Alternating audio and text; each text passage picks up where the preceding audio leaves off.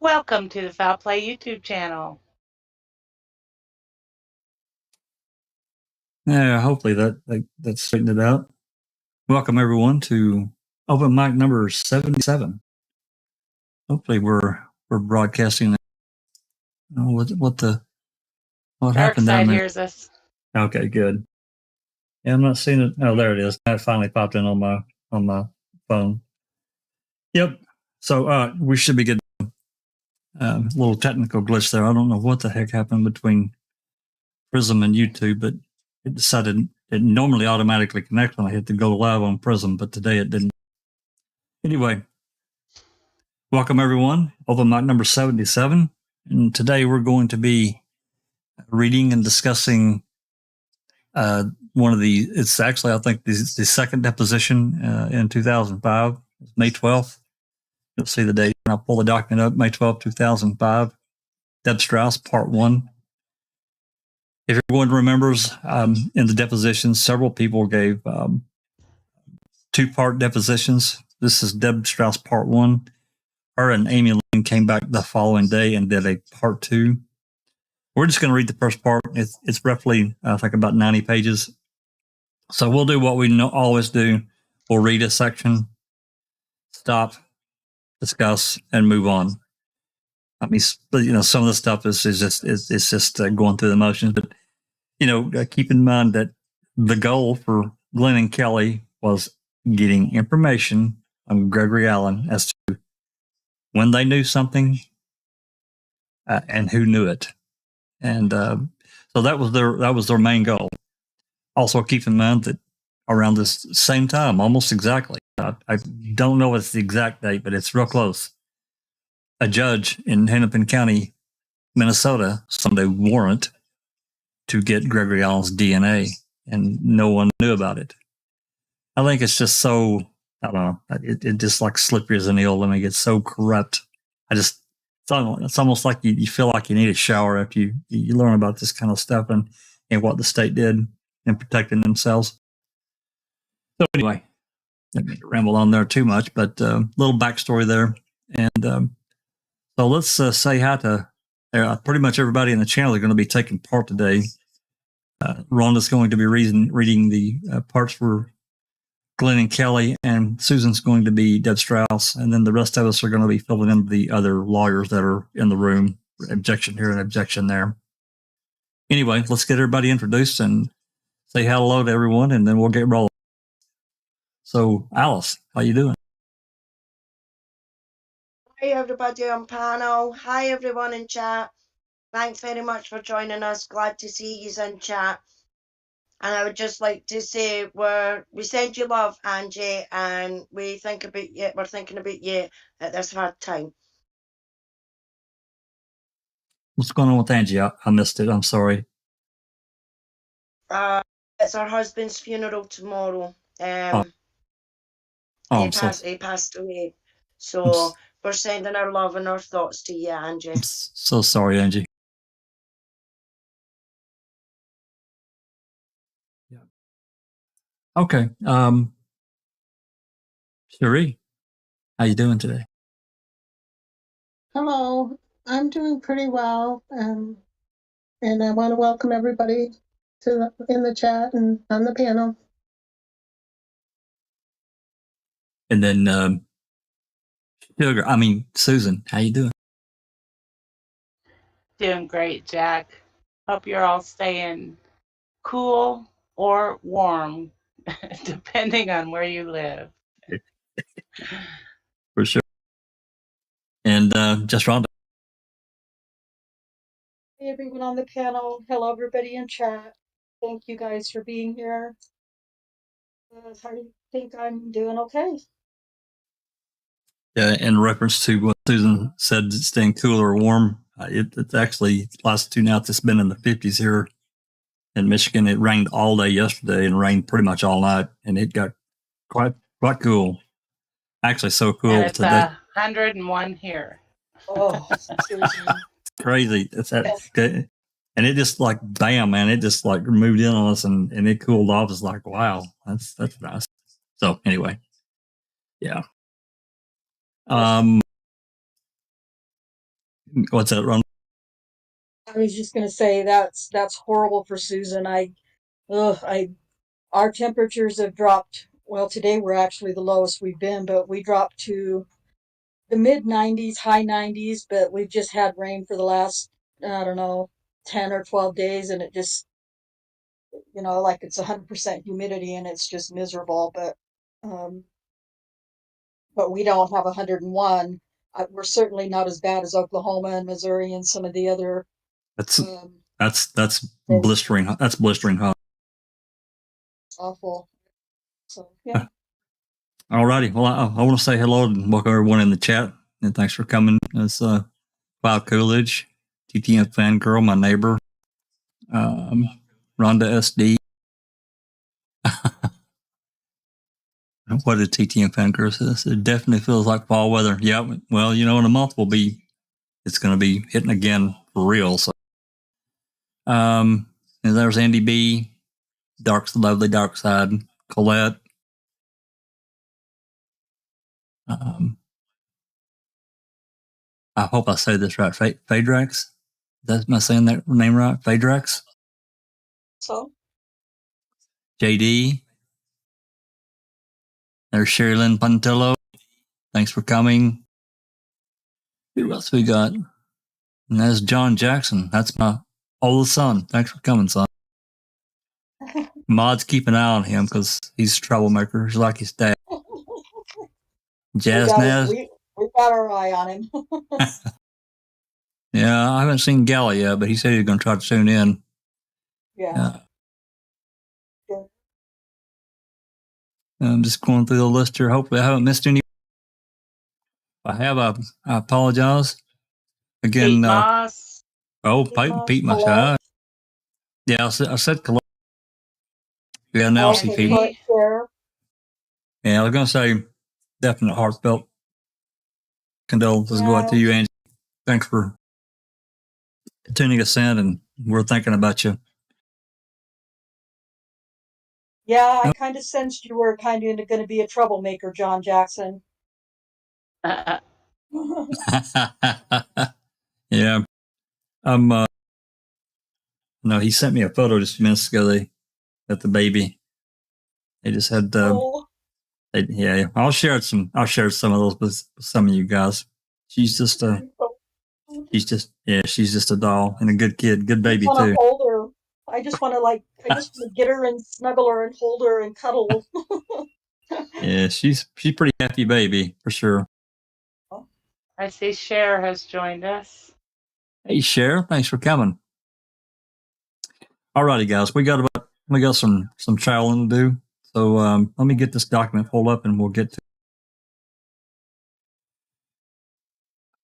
Before I do that, I want to. I've told some about this. I just take 1 second here. I posted in our Discord. I got a reply from the DOJ. As you guys know, I'm on this trail, and I've not let it go, and I probably will eventually. But this last FOIA that I got that got sent to me from Calumet County, and this is 14931, which turned out to be the Earl Avery interview. Anyway, I fired off an email to the DOJ requesting all 3 tapes. I got a reply from them. Of course, as you all know, I got a reply from Wiegert on Monday. But I got a reply from the DOJ yesterday, Friday, saying that they've got it and, they'll respond in a reasonable amount of time, whatever the hell. So I'm guessing in 4 or 5 months I'll have some kind of an answer. They're terribly slow. So anyway, just want to let everyone know that. And of course, as soon as I get enough. Charles Darwin. I'm sorry.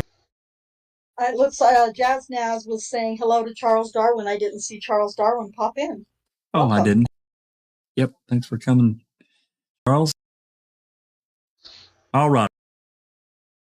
Oh, Susan. Tiny little quail babies. Oh, babies. Just the word baby just makes me happy and warm inside. All righty. Deb Strauss recorded on May 12, 2005, and this one's about 113 minutes. Hopefully it won't, well, by the time we get, take short little breaks in between, yeah, it's going to take us that long. But like I said, it's a little over 90. It's 91 or 2 pages of actual reading. I think we got some lawyer stuff to get through here. Of course, we can see Kelly and Glenn, all this. Then Covelli, Bascom. Did I assign someone to, am I Covelli? I forgot, guys. Or did I take Bascom? I don't think I assigned Covelli. Oh, no, I don't think you did. I'll take Covelli and Bascom. That makes it easy. Okay. And then Pollen. All right. Don't piss me off, Jack. I won't. God, I won't. Finkelmeyer and Velasquez. This is on behalf of Deb Strauss from the Department of Justice lawyers. And then, of course, we have the exam. I would really wish we, I've said it a million times, I really wish we had these exhibits, but chances are we'll never ever get them. I'm told that Zellner has them, but I don't know. I've never asked her for a copy of it anyway.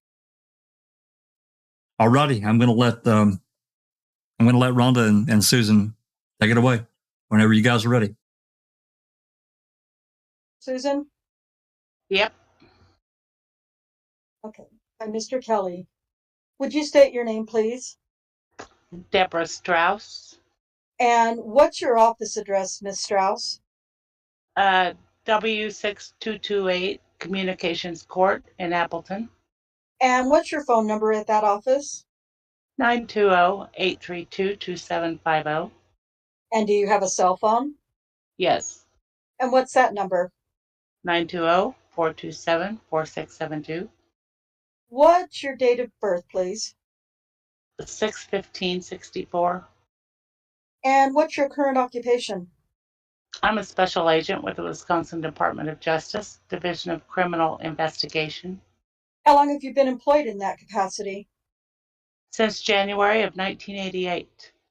And what are your duties, generally speaking, as a special agent? I'm assigned to the Public Integrity Bureau. We do investigations that are governmental in nature, misconduct, open records, those kinds of cases. What is the Public Integrity Bureau? What is the Bureau? Mm-hmm. It's a bureau made up of special agents assigned to conduct these types of investigations. And does it have a statewide scope? Yes. And you mentioned that you were in Appleton. Is that your home office? Yes. Is there a jurisdictional geographical limitation on No. the work that you do? I'm sorry?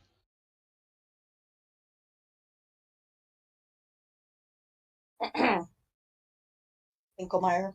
Let him finish his question. I'm sorry. You can answer. No. All right. How long have you been assigned to the Public Integrity Bureau? Since it was created. In sometime in mid-2003? That would be correct. All right. Before that, what did you do? I was in the White Collar Crime Bureau. And for how long were you in the white collar crime? Maybe 13 or 14 years. And did you have any assignment prior to that? I briefly worked in narcotics. Have you previously testified in any format, whether Yes. in court have you testified? Yes. Any other forums in which you testified? No. Have you ever testified in a civil deposition before? No. All right. About how many times would you estimate you testified in court? Somewhere 8 to 10 times. All right. Did you do any preparation for this deposition? Some. Tell me what you've done. I Yes, sir. spoke Oh, sorry. I spoke with Assistant Attorney General Finkelmeyer, and I read the final report that was sent to Manitowoc County. Did you review any of your own previously prepared DCI investigatory reports? Nope, I did not. All right. What's your educational background, ma'am? I have a degree in criminal justice from the University of Wisconsin, Platteville, And when did you receive that degree? 1986. And in addition to the education that you received in the criminal justice program at Platteville, have you had any training as an investigatory agent since 1986? Yes. Tell us what that is, please. Boy, I've attended some specialized training schools.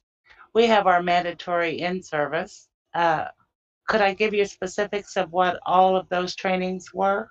No? No, I couldn't.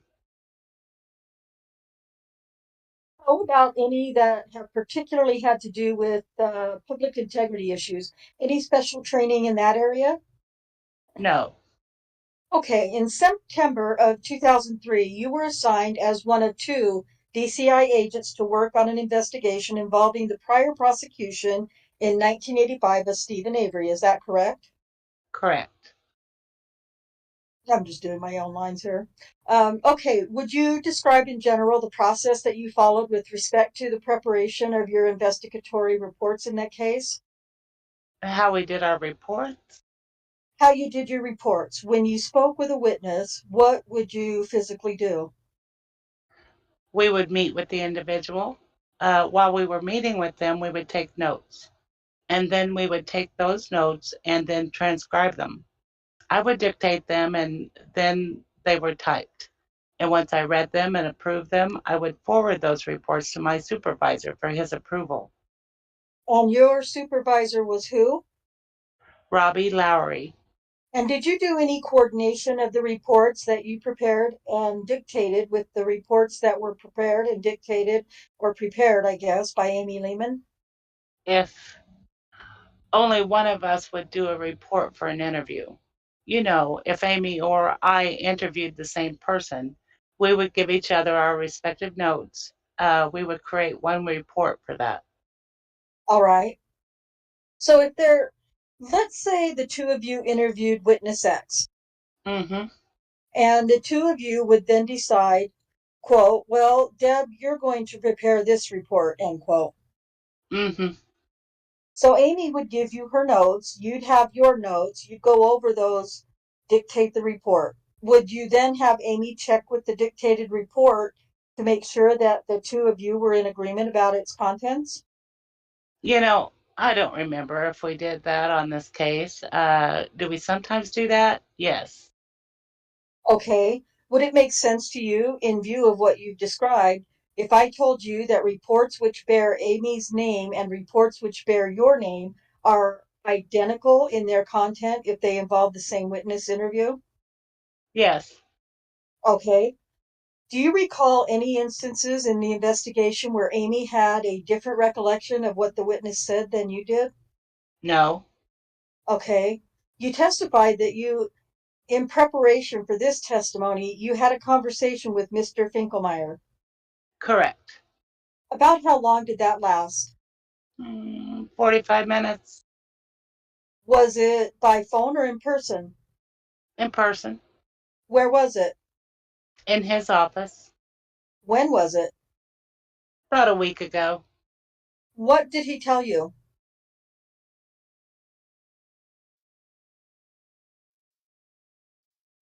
Cherie?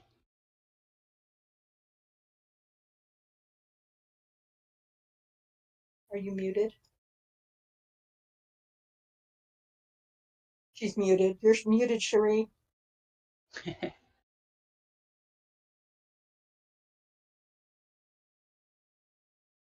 Jack, do you want to read the... Yeah, I'll take care of it. Mr. Finkelmeyer, objection. I'm instructing the witness not to answer that question. Invoking a privilege? I'm invoking the attorney-client privilege. Okay. Other than the investigatory report that was prepared in December of 2003, did you review any other document in preparation for today's testimony? No. You first became aware that you might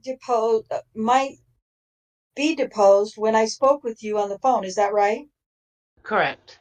And after I spoke with you on the phone, did you have any conversations with any other personnel of the Department of Justice about the fact that you might be testifying here? Yes. With whom? I would have spoke with Amy Lehman. We would have talked. I would have notified my boss, Robbie Lowry, that I had received the subpoena. And I believe I spoke with Assistant Attorney General Monica Burkhart-Brist, just because I did not know the process of how we were going to handle this. When you spoke with Amy Lehman, did you and she exchange any thought that you were expecting this to happen at some point? No. Okay. When you were working in the field investigating the Stephen Avery matter between September and December of 2003, were there particular attorneys at the Department of Justice with whom you dealt on a regular basis about how to conduct the investigation? Yes. Who were they? Jennifer Nashold, I believe it was, Monica Burkhart-Brist, and I believe Tom Fallon. And was there any one of those with whom you had the most contact? I don't remember. I don't remember. I remember having meetings, and all three of them would be there.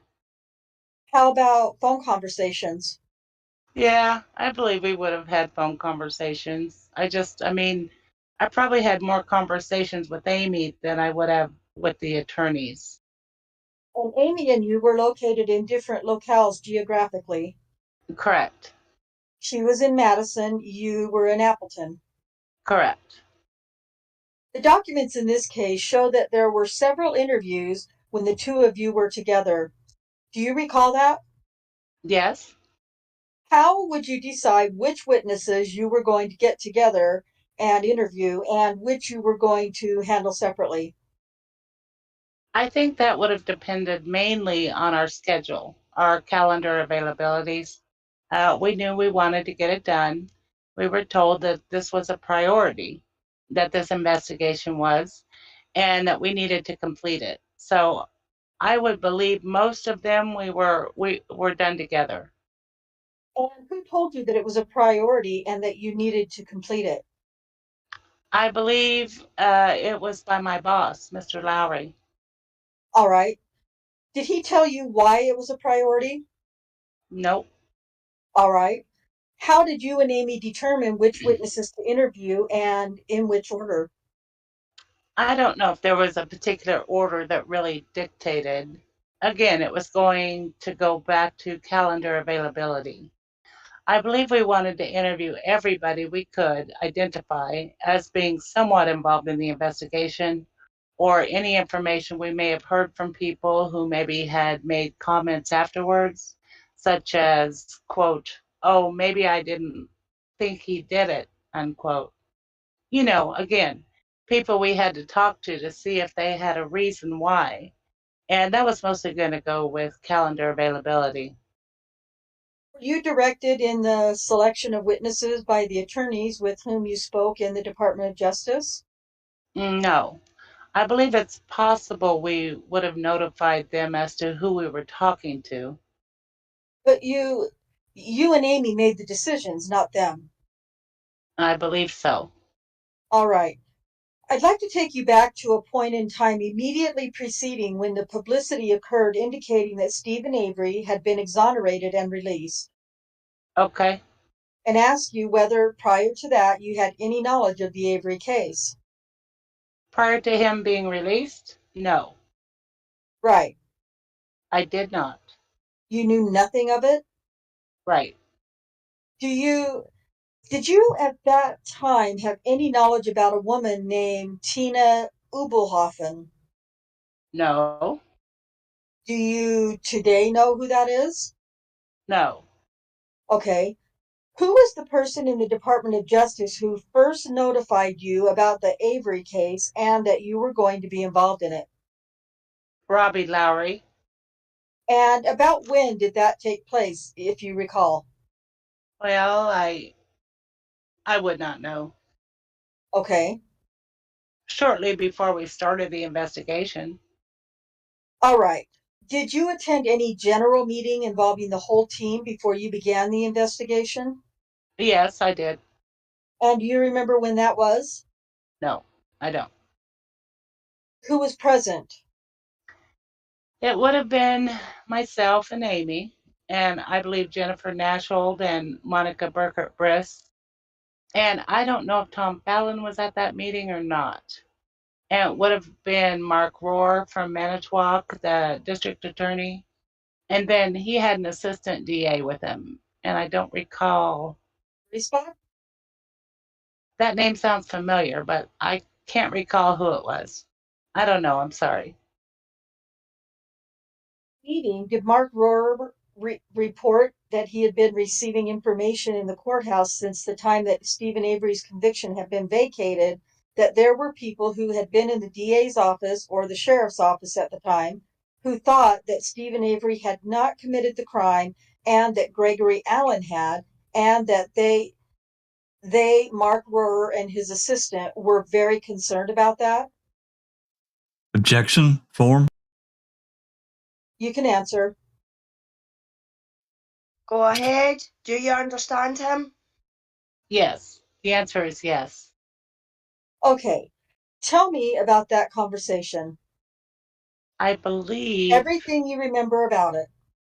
that was the driving force behind him coming and requesting the investigation, is that he had started to hear these types of comments from people in his office. And who were the people that he had identified from whom he had heard this? I don't recall their names, but I believe it were the program assistants that were in the office. Were they all female? I believe they were. How many of them were there?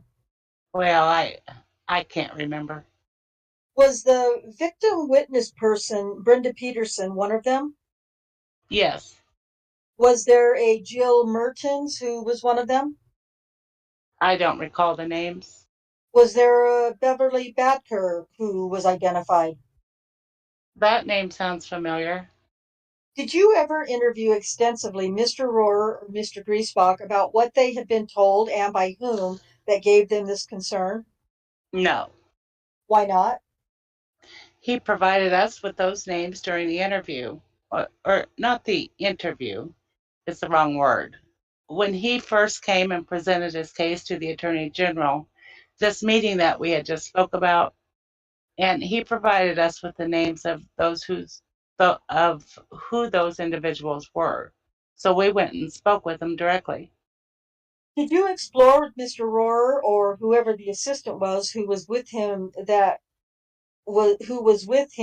content of what they had been told by these individuals? I believe he provided that at the meeting. What did he say? Just that he had been hearing comments from these people that they didn't think that Mr. Avery had committed the crime. That's all he told you about what they had said to him? I can't remember the specific conversation.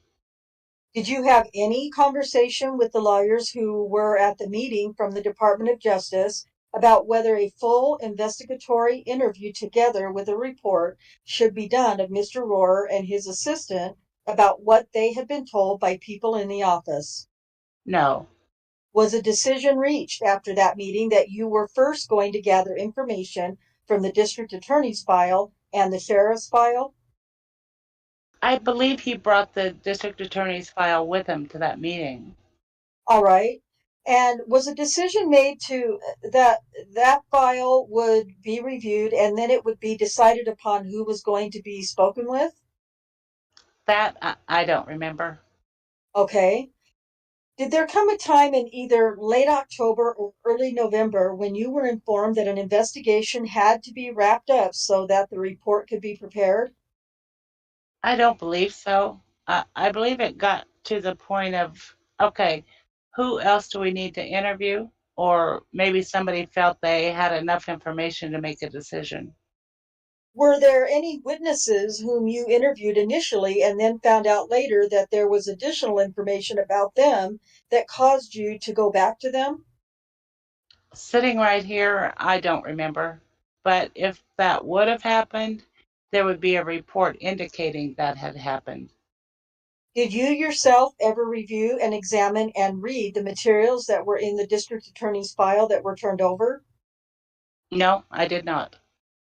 And at a point early in the investigation, you and Miss Lehman obtained files from the then current sheriff, Sheriff Peterson, Okay, correct. and you got those when you were in his office. Is that correct? I believe so, yes. Did you yourself review the contents of those files? I don't know if I did or not. All right. Do you know whether or not you provided those files to the lawyers in the Department of Justice who were involved in the investigatory team?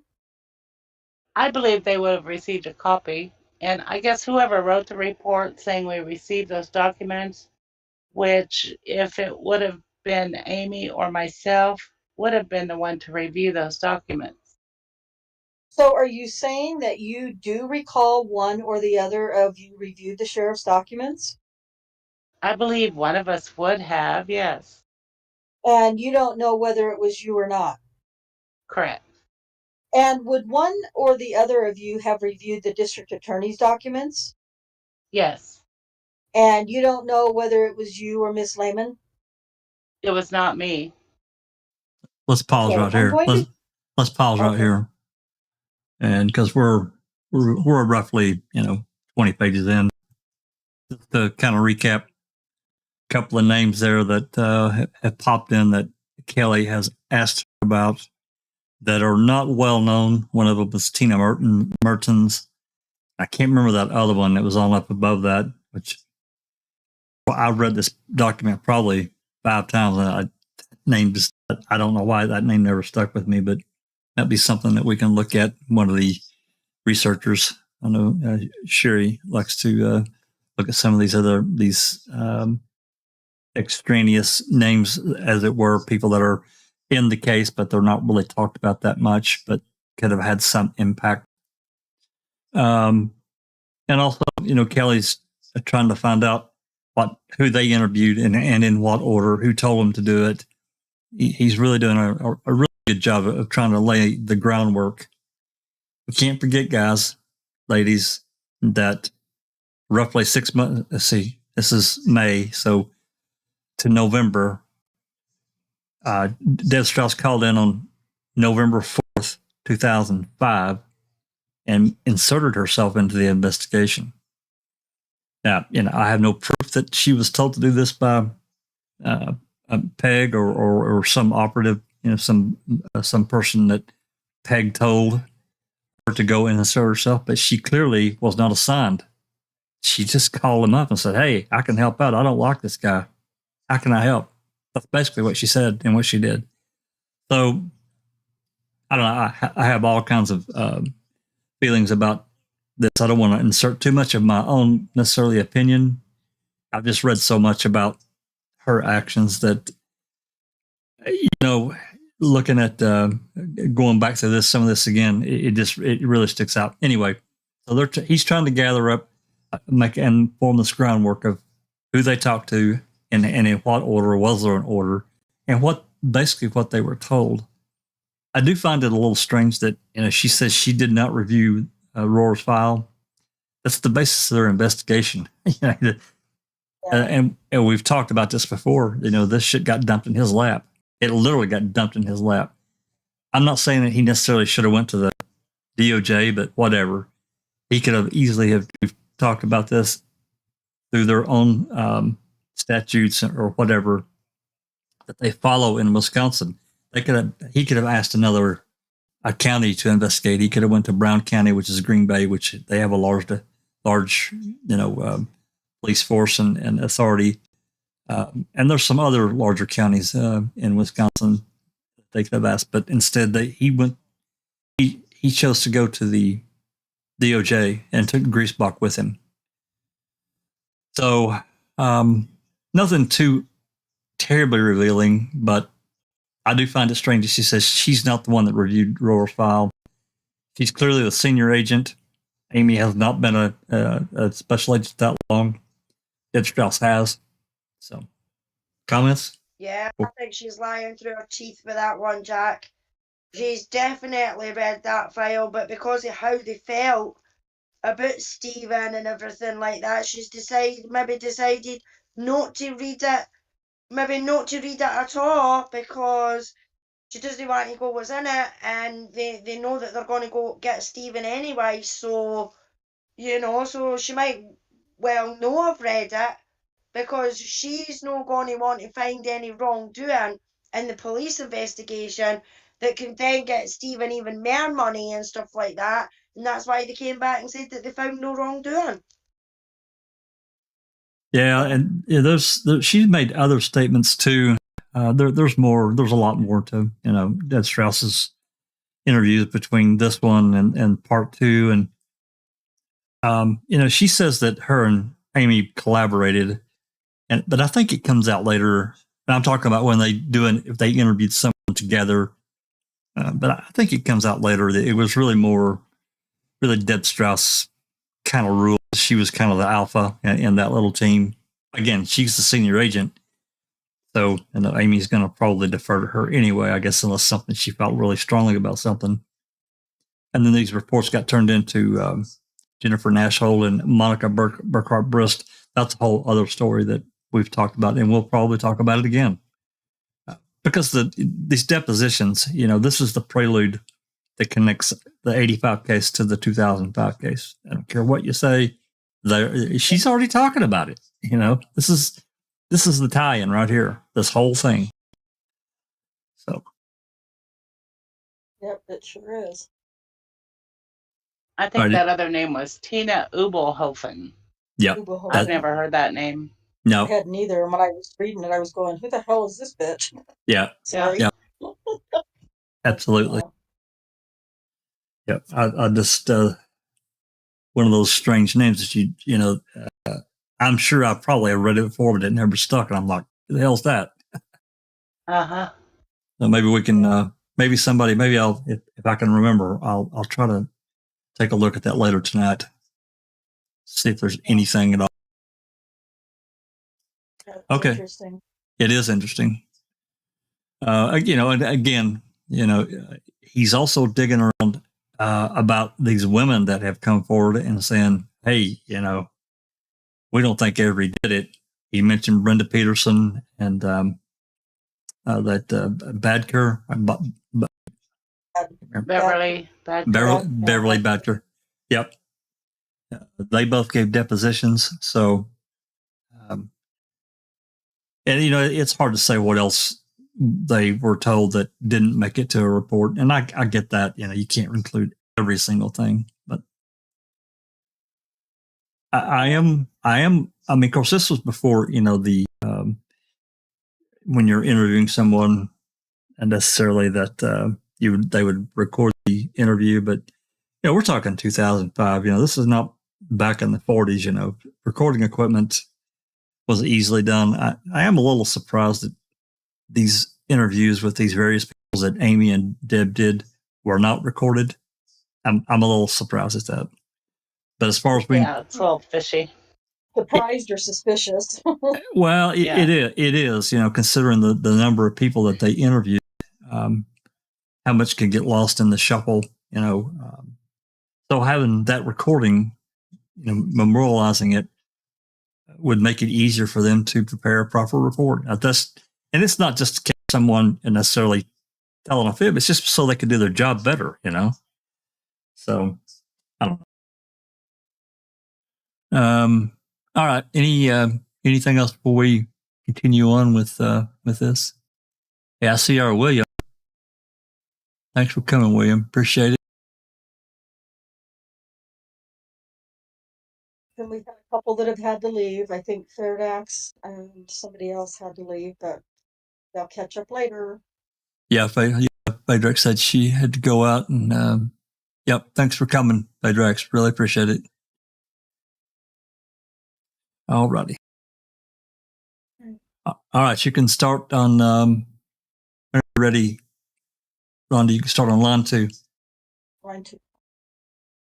Okay, I'm going to show you Exhibit 14, which counsel is 2 pages, Bates 520, 5223 and 5224. I ask you to take a moment and examine both pages of that, and then I'm going to ask you a question about it. Okay. I'm just waiting for counsel to... That's fine. get their copies. Miss Strauss, what are those 2 pages? The first one, which is a narrative, is just a summary of an event on April 5th. I returned a cassette tape to William Beck, Manitowoc County Sheriff's Department. And what's the second page? The second page is a copy of our evidence receipt as to when we received it, and then the process that tape, whose possession it was in until it was returned.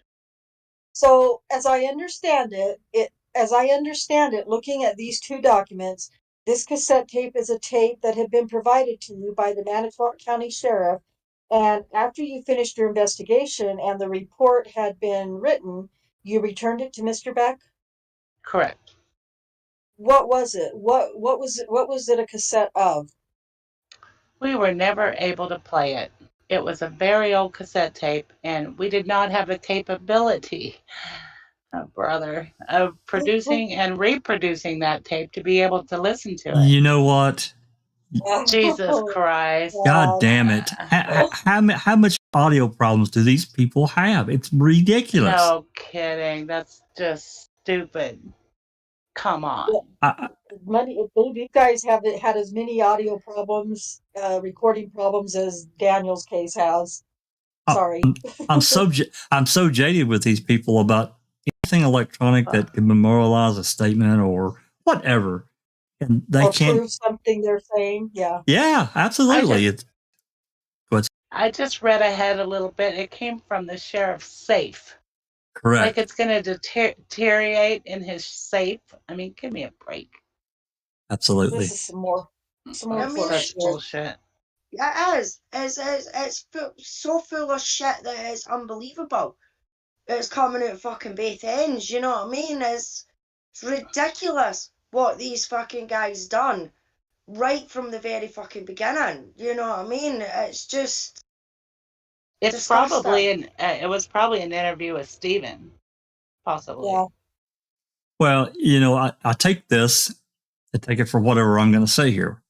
But think about virtually every interview that Stephen and Brendan did. Not everyone, but almost everyone. The audio and video is clear, with the exception of a couple. One of those was of Brendan when he was at the school, and that was it was a bad audio. There might be one more, but you think about it. Every call, Brendan's call, jail calls, Stephen's jail calls, these interviews that they did, they're all just fine. Everything worked out just wonderful.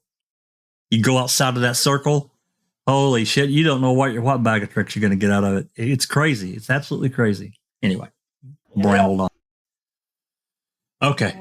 I'm sorry for interrupting, but I just had to. We all had something to say, though. Yeah. All right. Start at line 8. Okay. If you take a look at the second page of that exhibit, okay, it appears that it was given to you by Sheriff Peterson. Correct. Was it part of the materials that he retrieved from the safe and another place in his office and gave to you the day that you visited with him? I believe it came from his safe. Okay. What did it purport to be? Was it described as being something to you? I don't remember. I just remember it was a cassette tape that he had regarding the Stephen Avery investigation. Okay, and you never did solve the puzzle of what it said. There was no technology that you sought out that would have told you. Correct. What it said. Correct. Okay, ma'am. What I'm going to do now is I'm going to give you Exhibit 15, which is a manila folder, and it consists of pages that have been bait stamped 5498 through 5616. Okay. And I will tell you that these are all reports of you and or Miss Lehman in the format of the Division of Criminal Investigations reporting form. Okay. And what we're going to do is I'm going to be going through these with you on a page-by-page basis, asking you some questions about some of the contents of those documents. Okay. The second page, 5499.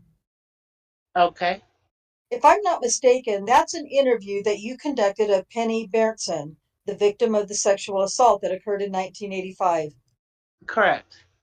And I'd like to direct your attention to the first full paragraph on page 5500. Okay, It begins with the letter Berntsen. It begins with the letter Berntsen in caps. And I'm going to ask you to take a moment and to yourself review that paragraph. okay.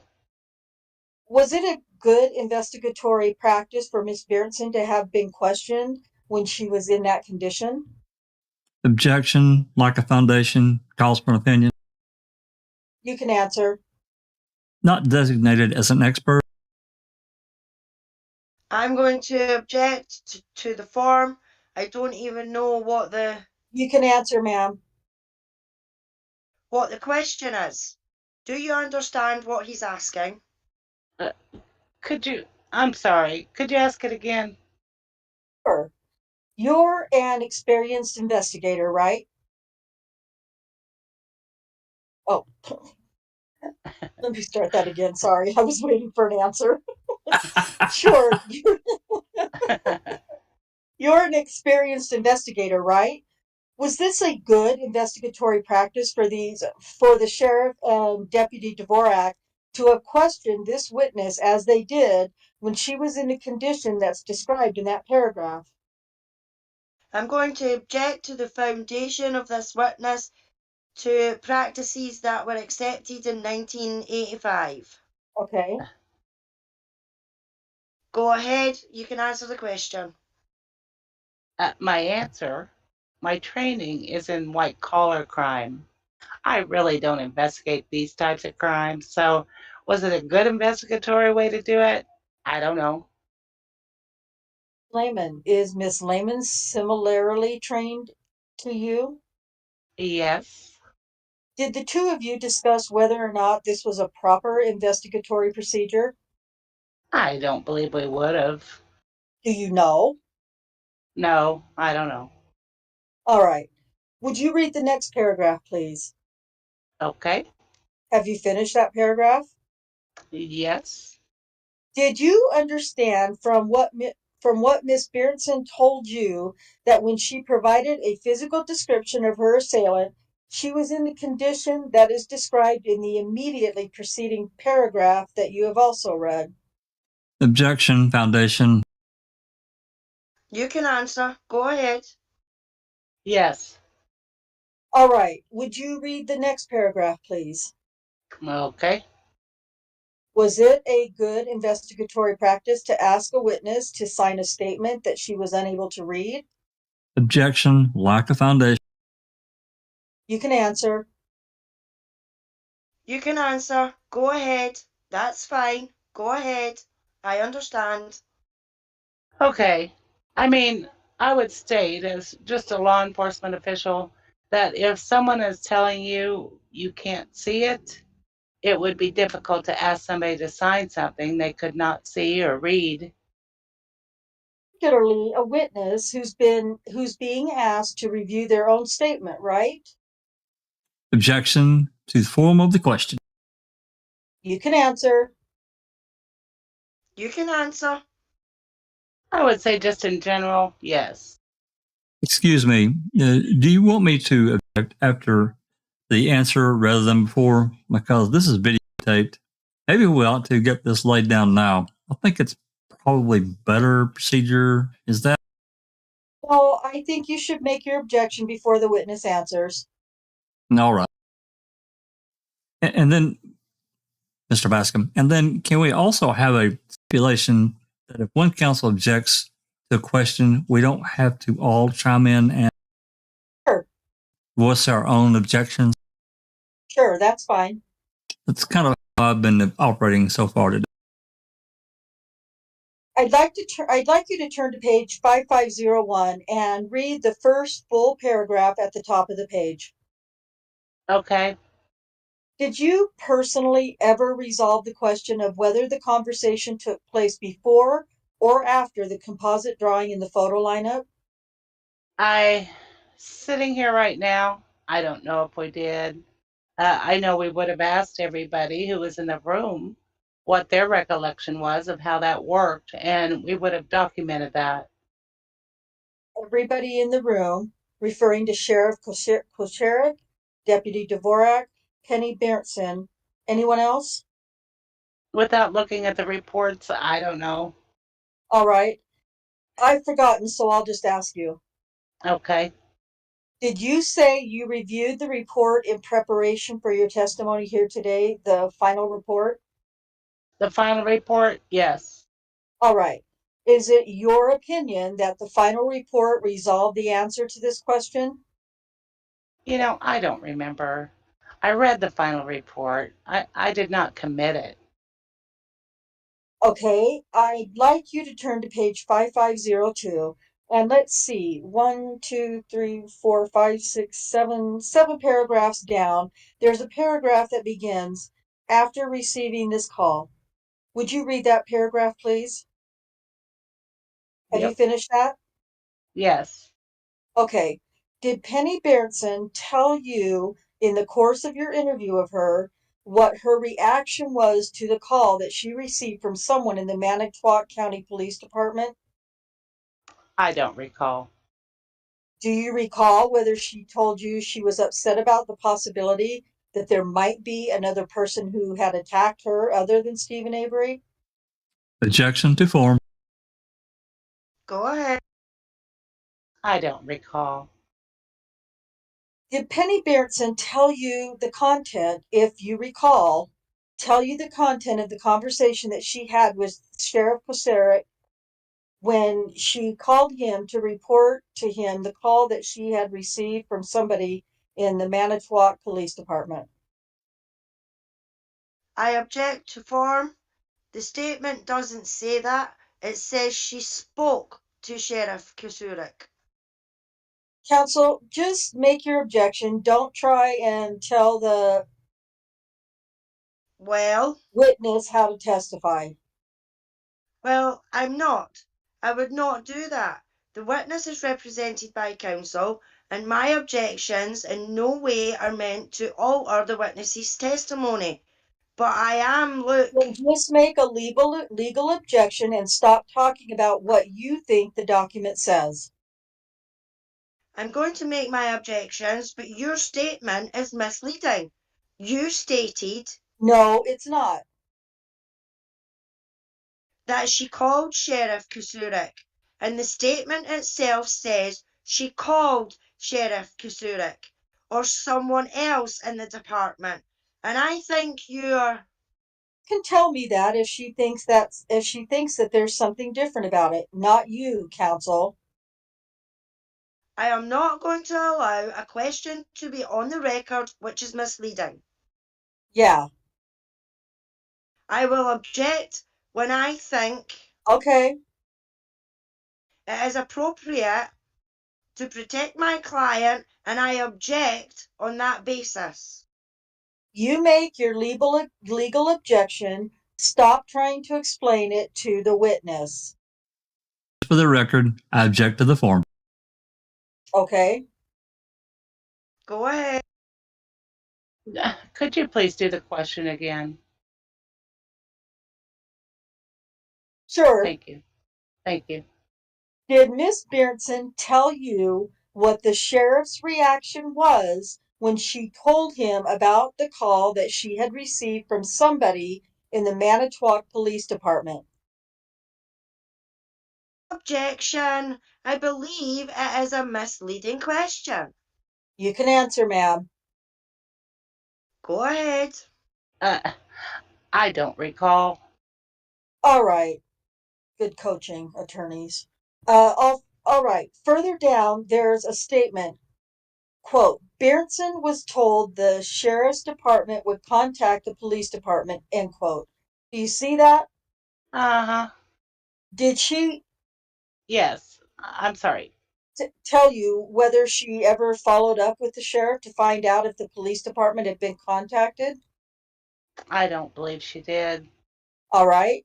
Would you go down to the next paragraph, please? And about 3 sentences in, there is a sentence that begins, quote, Deputy Chief Bergner told Beardson's husband, end quote. Do you see that? Yes. Okay. Would you read that, please, to yourself? Okay.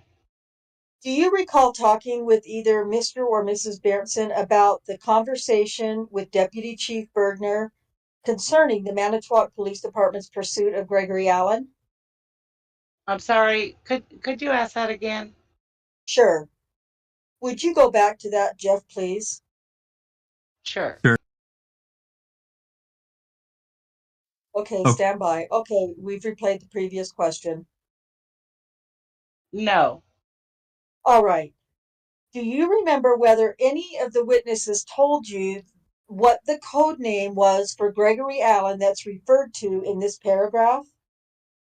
We may have obtained that from the City of Manitowoc Police Department, but sitting here, I don't recall what that nickname was. Do you know whether you Code name. got it from Deputy Chief Bergner? I don't know. Do you recall whether it was, quote, the Sandman, end quote? That sounds familiar, but I'm not 100% sure. All right. Would you take a look at the next paragraph, please? The paragraph at the bottom of the page. It involves a conversation between Vogel and Beardson. Okay. Did Ms. Beardson tell you whether anyone else was present for the meeting in which Vogel was speaking to her about how sure she was of her identification of Avery? No, she did not. Would you go to page 5503, please? The sixth full paragraph. It begins with, quote, during the week of September 22nd, 2003, end quote. Okay. And read the final couple of sentences to yourself. Okay. Is it your misunderstanding, or is it your understanding that Beardson was reporting to a conversation that she had with Peterson? Yes. And that Peterson was telling Beardson that she believed that mistakes were made in the investigation? Objection to the form of the question. Yes. And did Beardson tell you what mistakes were identified to her No, she didn't. She did not. by Peterson? I'm sorry? No, she did not.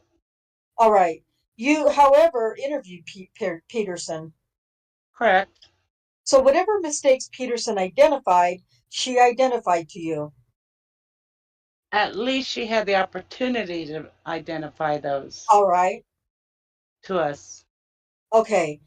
And whatever she said to you is in your report of your interview of Peterson. Correct. Okay. Now, also in this paragraph, Peterson is said to have told Beardson that Jim Fitzgerald wanted to get in touch with Beardson. Do you see that? Yes.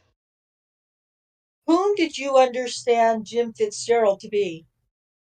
The former Manitowoc County District Attorney. Who had been in the office at the time of the Avery prosecution? I don't know right now. I mean, at the time, yes. I'm believing that's possible. Okay. Did Beardson tell you that she did, in fact, get in touch with Fitzgerald and have a conversation with him? If it's not in my report, she did not tell us that. All right. Did you ever make an effort to interview Fitzgerald? I don't recall. If I did, there would be a report stating I spoke with him or attempted to speak with him. Do you have any independent recollection of why Peterson felt it was important that Beardson talk to Fitzgerald? No. Objection to the form. Would you turn to page 5504 and to the second to the last paragraph that begins, quote, Geske provided with a booking photo of Avery, end quote. Okay. This entry here says the booking photo was dated June 30th of 1985. Do you see that? Yes, I do. You think that's correct? I guess I would have to look at the booking photograph Okay. to know if that is correct. And you know that you got that photograph from Geske, so it's It's in the investigatory file. Correct. Okay, this is sort of a superfluous, but I'll ask you anyway. In fact, it would have to have been on July 30th rather than June 30th that booking photo was taken, right? I don't know. Okay, do you think it makes any difference whether it's dated June 30th or July 30th? Well, if it was a mistake, it was a mistake. If it was intended to say July 30th, it should have said July 30th. Well, you're aware of the fact from having done the investigation that a photo array was presented to Penny Beardson on the night of the day that she was attacked, right? Correct. And you are aware that one of the photos in the array included Stephen Avery, right? Correct.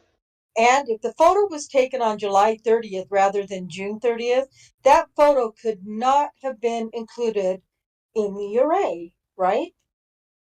I'm not even sure, sitting here, what day the assault occurred. The assault occurred on the 29th Of, July. okay. So it would have to have been some other photo of Stephen Avery than the booking photo in connection with his arrest for having allegedly attacked Penny Beardson that was in the photo array provided to Penny Beardson that night, right? Correct. I'd like you to turn to page 5506, and this in an investigatory interview is an investigatory interview of Risa Evans. Okay. And on 5506, 7 paragraphs down, there's a paragraph. Oh, I lost my page. Oh. There's a paragraph that begins, quote, another issue Evans had, end quote, and so forth. Do you see that? Yes, I do. Would you read the first 3 sentences of that, please? Okay. This is Evans stating to you that when the victim, Penny Beardson, was taken to the hospital, the victim was shown a photo of Avery after the victim had given a verbal description of her assailant. Do you see that? Yes. Then it goes on and says, quote, the victim was shown the photo of Avery because after the victim provided a verbal description, someone stated that the description sounded like Avery, end quote. Correct. Do you see that? Yes.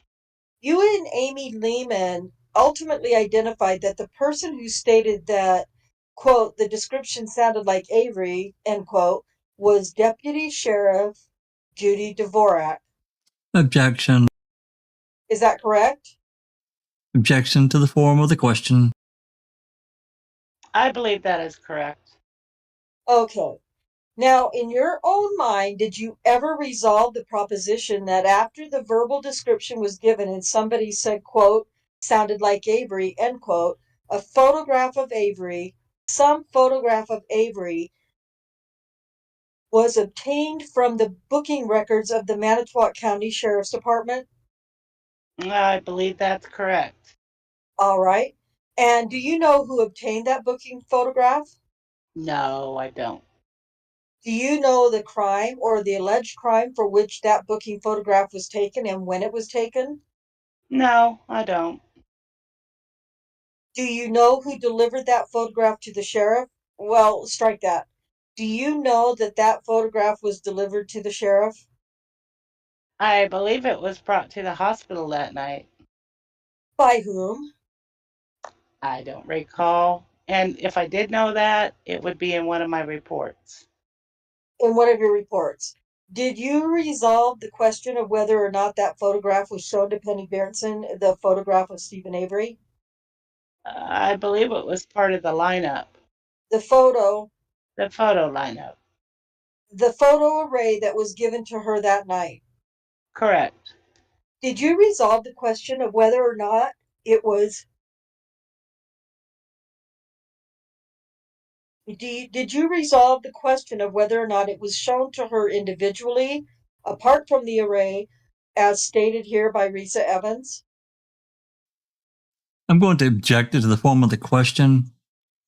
Mr. Pavelli, yeah. Mr. Bascom, I don't think that's what the report says. Okay, well, No foundation. you can answer, ma'am. Do you understand what he's asking?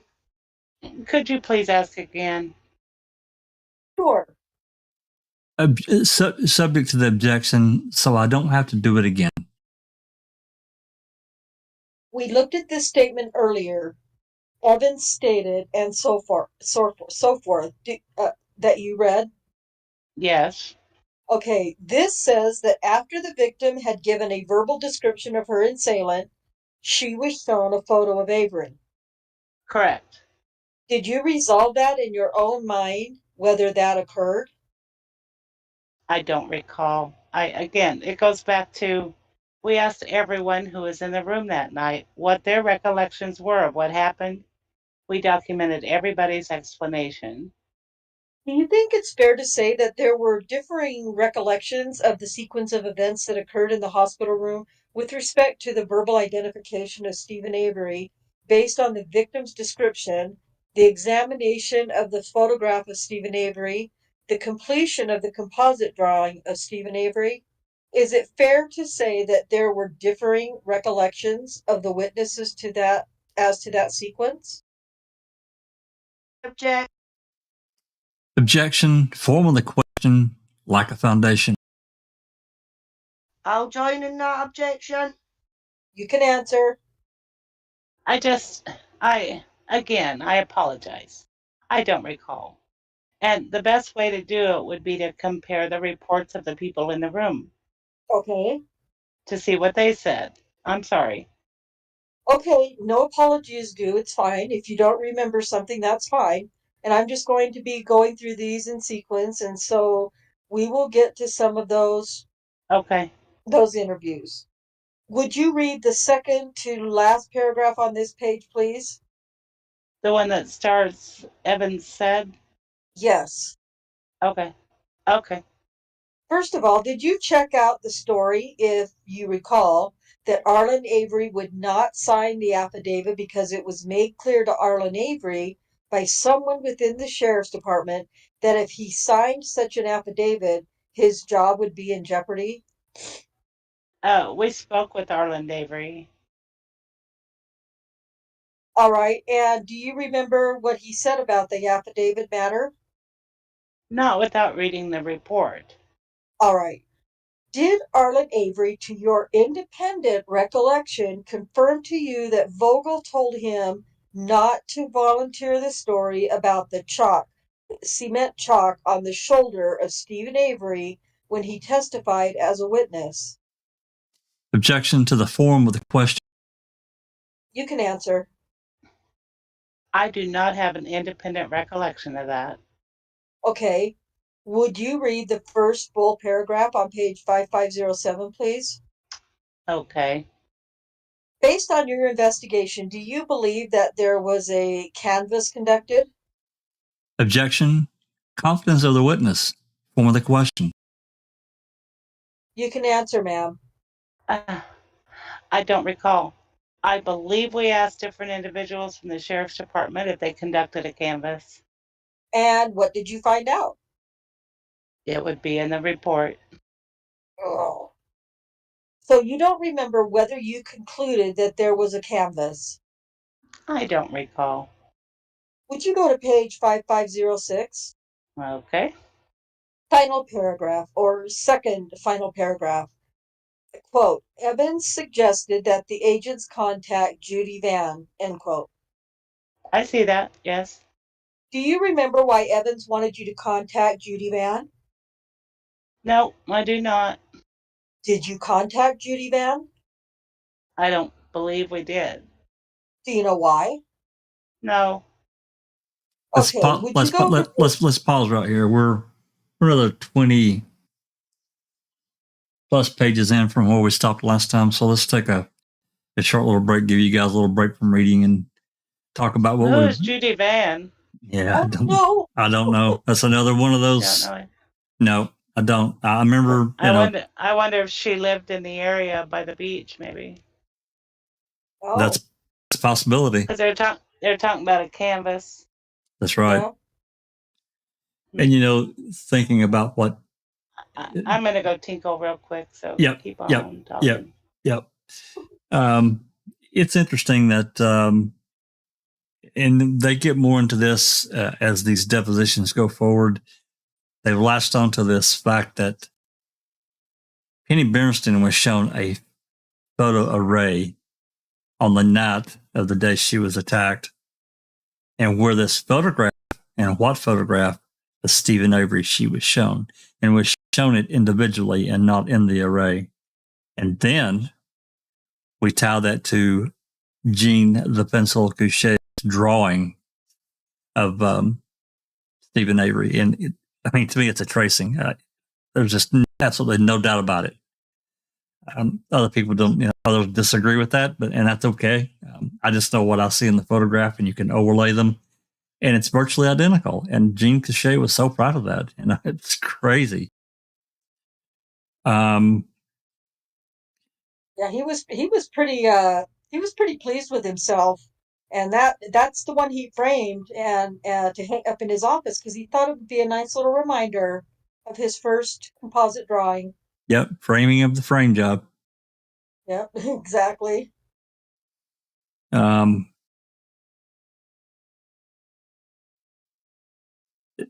These other parts that he's had. Another thing that's really noticeable in this whole, especially probably the last 10 pages of this, that Covelli and Bascom and all of them, they're objecting right at critical times. They're interrupting this flow of asking questions, and they're gonna answer anyway. She can now come up with a I don't recall scenario, which we hear this as a common theme throughout the entirety of these depositions. That's the fallback. I don't recall. Yeah. Well, and sorry, I didn't mean to cut you off. No, go ahead. Oh, I was just going to say, I think that we've learned in the last 6 months or so, I think that a lot of us have learned. Well, I kind of always thought it, but, because I'm not a lawyer, I just, was making, assumptions about it. But I feel like we've learned in the last 6 months or so that whenever an attorney objects to form or objects to whatever, first of all, they have to answer the questions. No, the attorney can object to form all they want, or object to whatever all they want, but they still have to. It's not like in trial where they can. There's not a hearsay objection or a leading. There's nothing like that. They still have to answer the questions in a deposition, and so I have noticed a pattern that a lot of times, an attorney will ask a question, and the defense counsel will say objection, object to form, or object, and they'll do these speaking objections, which is not allowed in a deposition or in trial for that matter. But they do that, and so that is, in my opinion, that's a couple of things are going on there. First of all, it's stopping it's giving the person being deposed a second or two to do one of two things: come up with an answer that they think will fit, or it's coaching to a unspoken, at least on the record, unspoken code between the attorney and the deposee to say something like "I don't recall" or "I don't remember," or something like that. And we see that over and over here with Strauss. She's just like, "Well, I just don't recall. Oh, I don't remember." She's just full of shit. It's just ridiculous. And the thing that she keeps saying that's pissing me off too is, if I did, it would be in my report. That is not the question. No, and it's an out. And it's a totally. it's an escape. Yep. So yeah, definitely. I mean, that's my biggest problem with all these depositions and all these interviews and everything like that. When they're doing the depositions and everything, it's, oh, I don't recall, oh, I don't remember, oh, it could have been. It might have been. If it's not in my report, then it never happened. It annoys me because when they do other TV interviews or anything like that, well, they can remember everything. And they remember everything that the documentary left out. You know what I mean? But yeah, they can't remember the important things like how her investigation was on investigating the fucking department that she was supposed to be investigating. You know what I mean? Right. It's well, another thing that Pollen did, he tried to, he actually did coach from his viewpoint. That's not what the document says. And they're not supposed to do that at all. And he knows he's not supposed to do that. Right. That's coaching. That is coaching. And we see that, and I hate to bring it up, but we see that if you watch especially some of the old depositions from the 2016 and the Heard Deb thing, you see that a lot, especially in some of those first interviews. It's terrible. It's absolutely terrible. So, but these lawyers, they're not supposed to do that at all. And, Kelly called him on it, and he correctly called him on it. And to add, before we continue, to add to your point, these objections that these lawyers make, and they're doing that for the judge. Because typically speaking, in civil trials, depositions remain sealed. They're not exposed to the public. And that's for a reason. And Darn it anyway. Yeah. Yeah. But that's for the judge, and he can say, okay, they've objected and this is why. And so it's on the record. I get it. But as Rhonda said, they still got to answer, even if it's, I don't recall, I don't remember, whatever. Yeah. Oh, and that's why you hear Kelly, he keeps saying you can answer. Yep. Because your attorney's making an objection, but you still have to answer the question. Right. So. Hey, I wanted to welcome Jeff Jones, and I see your yoga chair for the ages is here. Thanks for coming, folks. Really appreciate it. And I think it was Sherry Lynn was asking if this is available in Discord, the deposition, so she can read it for herself. Can you pin that in the open mic room? I will. The thing with the depositions, it's a little tricky because, it's probably moot at this point because the depositions, all of them got posted in the Gilter sub on Reddit, and they weren't supposed to be. They weren't supposed to be shared, with the exception of those people that contributed. But yes, Sherry, I will actually do it here just in a minute while they're reading. I'll pin you a copy. I'll pin it in the open mic room, and that way you can have it. And then when we get to part 2, I'll pin that as well. I'm not going to pin the folder on my Google Drive. I'm not going to pin the entire thing. We'll just do them as we get to them, and that's for a reason. It's not that I'm trying to hide anything at all. If there's any depositions that somebody wants, all I got to do is DM me. I'll give you a copy of it. But I don't want to share this entirety of all of them at one time. I'm not going to do it. Like I said, it's been done. It's been up for over 2 years now. It was recorded, and Magna script didn't do anything, as far as we know. It's still there. So anyway, that's the reason why behind that. But yeah, I'll get you a copy. It was a no, and it got done anyway. That's right. That's exactly right. Hey, Jeff Jones, if you're up for it, you're more than welcome to join us here in Discord.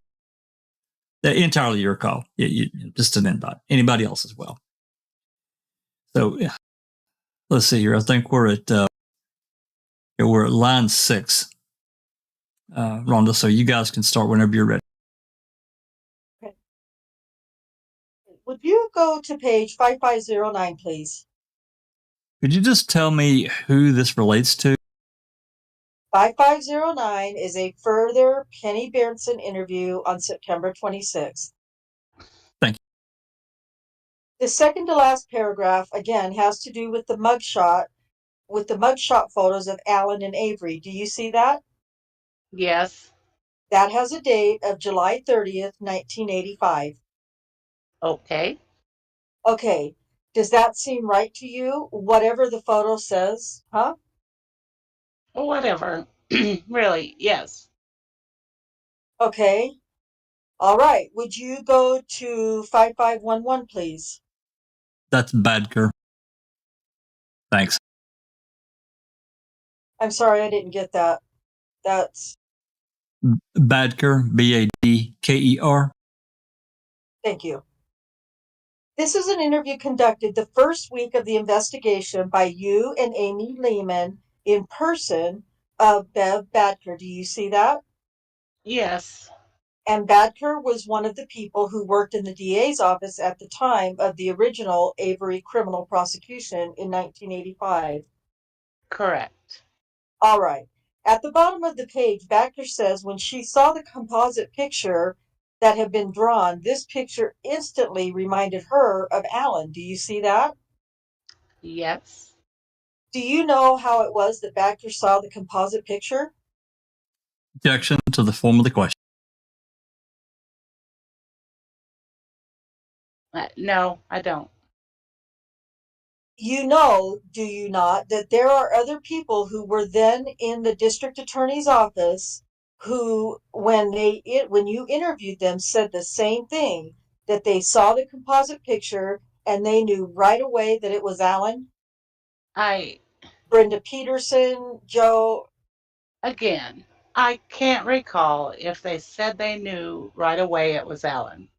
I seem to recall that some of these people just were not totally convinced it was Mr. Avery. Oh, do you remember how it was that any of them came to see the composite drawing that was done on the evening of July 29th? No, I don't. Okay, Badker, if you read on in the paragraph, knew about Allen because he had been previously charged by the DA's office, right? Objection to the form of the question. Go ahead. Correct. And Badker says she knew about what Allen looked like because she had seen him at the front counter in the DA's office. Correct. Okay, in the next paragraph, Badker talks with you about a conversation or conversations that she had with Jill Mertens about the identification of Alan, right? Correct. What does she say to you? This is, I mean, what she says to us is what we've documented Well, tell us. in our report. Tell us. Objection to the form of the question. And that she and Mertens agreed that the photo looked like Alan. Okay, and then in the next paragraph, what she tells you is, quote, we told Dennis Vogel that, end quote. Correct. Objection Okay. to the form of the question. Now, when she tells you that she told Dennis Vogel that, did you consider that to be of importance given the nature of the investigation you were conducting? I think this is one of those, we looked at it and said, okay, you know what? You know what? How do you know? You know? It was like, quote, well, it looks like him, unquote. That's it. All we were doing was asking, how you know it, what makes you think it. And these were the responses. She's gone a step further now. She's not talking about talking with her pal. She's talking about telling the district attorney, quote, I think that this is Greg Allen, end quote, right? Correct. Okay, I'm asking you, at that juncture, is that an important fact to you? What everybody says to us was considered an important fact because it was a piece of what we needed to obtain. Mm-hmm. What was the purpose of the investigation as you defined it earlier? A review of the investigation Why did Rohr want the investigation conducted? because he had been hearing these comments from people in his staff. Right. And And now one of those comments is confirmed sure, to you. sure. Okay. So again, I'm asking you, was that not important to you? Unusually important? Go ahead. We documented what she told us. Okay, I understand you documented it. I'm asking you, as a living human being, was that revelation important to you? Objection asked and answered. You can answer, ma'am. It was not important. It certainly corroborated what Mr. Ward had told us. What then did Vogel tell Badker? Objection to the form of the question and lack of foundation. You can answer. Vogel told Badker that Allen could not have committed this crime because Allen was on probation in Door County at the time the crime was committed. Okay. Did you pursue that issue in your investigation? I believe we did. And to whom did you speak in pursuing that issue? I believe it would have been the probation officer of Mr. Allen. And did you interview him in person or by telephone? By telephone. And was it you and Amy Lehman together, or was it you yourself who interviewed him? It would have been just myself. All right. Do you remember whether or not he told you if he, the person that you spoke to, was at one time Gregory Allen's probation officer? I can't remember if he was directly Mr. Allen's probation officer, but he at least had access to Mr. Allen's probation records. And what did you find out about whether or not at the time of Penny Beardson's assault took place, Gregory Allen was on probation? That he had not, was not on probation at that time. Okay. Did you then go back and talk to Badker about how she had been informed that he was on probation? No. Okay. The last sentence of that paragraph says, quote, Badker told the special agents that it was later determined the probation officer said he had seen Allen within a day or so of the incident and did not provide an alibi as to Allen's whereabouts at the time of the crime was committed, end quote. Did you see that? Yes. Do you see that? Yes. When Badker says that, quote, it was later determined, end quote, did she tell you by whom it was later determined? I don't know. Okay, did you make any independent effort in view of the criminal records of Gregory Allen that you obtained in the course of the investigation to determine whether or not on July 29, 1985, he was or was not on probation? I would have relied on my contact with the probation officer as to whether or not he was on probation. Okay. Did you make any effort, if you recall, to locate an agent other than the one to whom you spoke, who might have been Gregory Allen's probation agent on July 29th, 1985? I seem to recall he did not have a probation agent Okay. at that time.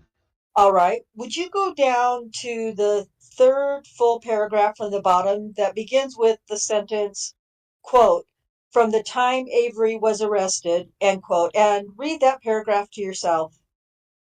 Okay. Okay, Badker is here telling you that she brought up Allen's name on several occasions to Vogel. Okay. Is that right? Objection to the form of the question. You can answer, ma'am. Yes. Go ahead. Yes. Okay. And that on those occasions Vogel simply would tell Badker Allen couldn't have committed this crime. Objection, form of the question. Is that right? Correct. Okay. Did you have any reason with respect to the information provided to you by Badker to doubt her credibility? Objection to the form of the question. No. Okay. Accordingly, you would reach the conclusion, wouldn't you, that the district attorney was aware of the fact that Badker believed Allen was a suspect, in fact, the most likely suspect in this sexual assault? Objection to the form of the question. Competence of the witness. You may answer, ma'am. Per Badker's opinion, yes. Okay. Would you read the next paragraph, please? Okay. The second sentence says, quote, both DA Vogel and Sheriff Koceric applied this pressure, end quote. I'm sorry. I read the wrong. It begins, quote, in Badker's opinion, end quote. Okay. I'm sorry. I just read the wrong paragraph. Okay. What did you understand Ms. Badker to be saying about to whom the pressure was being applied when she says both Vogel and Koceric, quote unquote, applied this pressure? On whom? I would think one another. So your understanding of Badker is saying that she's saying that Koceric and Vogel are both applying pressure to each other in this case, meaning the Avery case. Right. Objection. Asked and answered. I'm sorry. Okay, and what is the pressure as you understood Badger's perception of it? Is the pressure to convict Stephen Avery? Objection. No foundation. Form of the question. You can answer, ma'am. I'm just going to object because I don't know the question. What don't know the question is.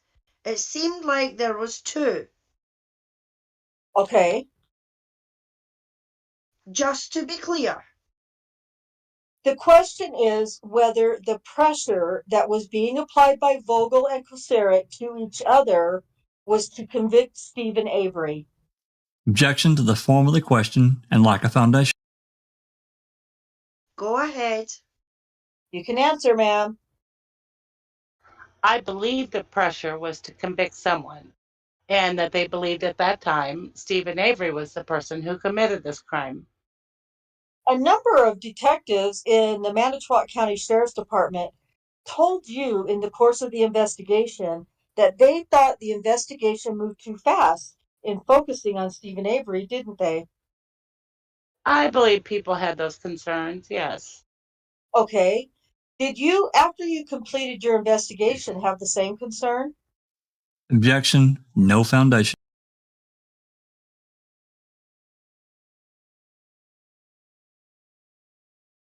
Again, that's really not an expertise for me to answer.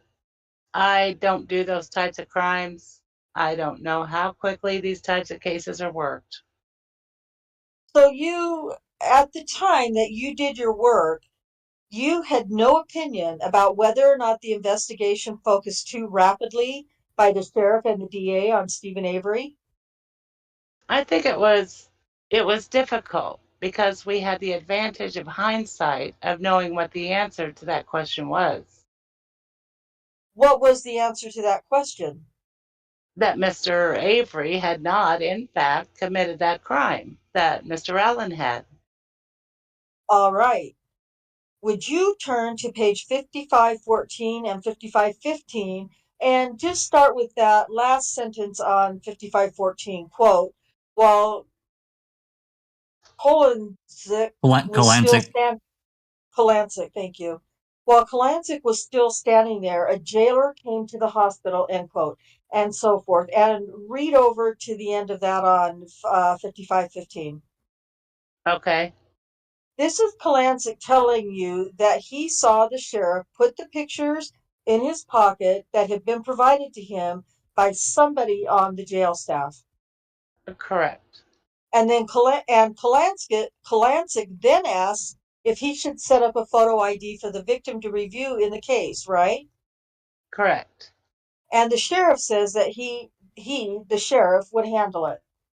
Correct. All right.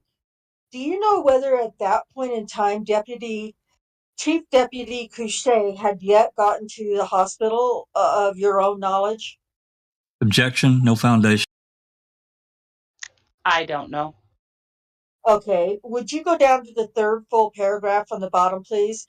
Begins with, quote, Kolancic said Stephen Avery, end quote, Okay. and so forth. And read that full paragraph to yourself. Okay. When Kolancic told you that Avery had a bad reputation Did you understand him to be saying he had a bad reputation within the sheriff's department? Objection to forum. Objection to foundation. You can answer. I would interpret that as the sheriff's department was aware of him, probably from past dealings with him. And that's what Kalancic means by his bad reputation. Sure. In and amongst the members of the department? Yes. All right.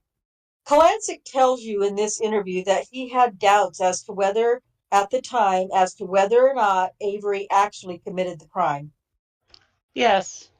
All right. Do you remember whether Kalancic said anything to you about sharing the doubts that he had with other members of the department?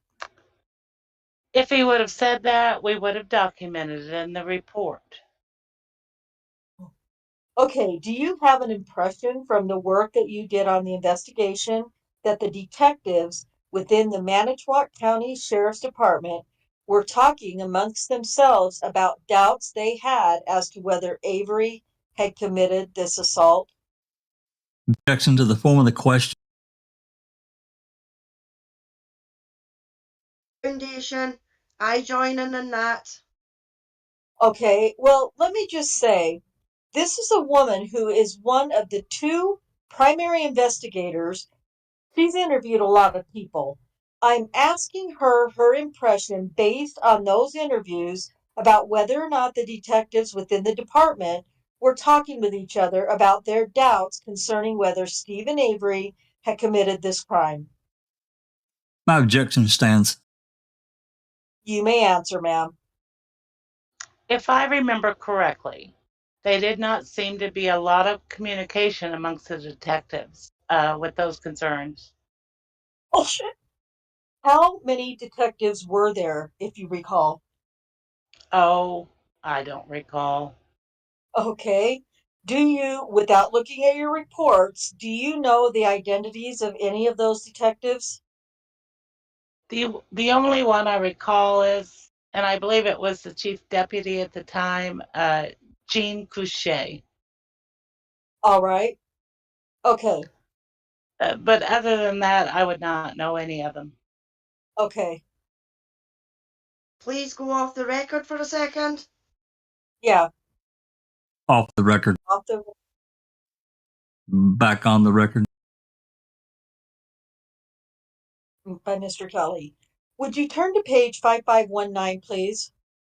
Okay.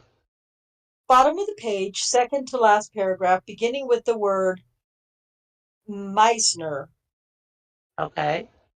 Did you ever confirm what Meisner told you, specifically that Jadowski and Kosarek had the most to do with the investigation? Ugh. Objection to the form. We interviewed both Mr. Jadowski and the sheriff. Yes. Yes, I mean, we interviewed them.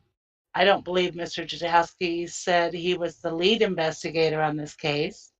I recall one person telling us who the lead investigator was, but that person had since passed away, so he was unavailable to us. Koderek? I believe so. Okay. Would you turn to page 5521, please? Okay.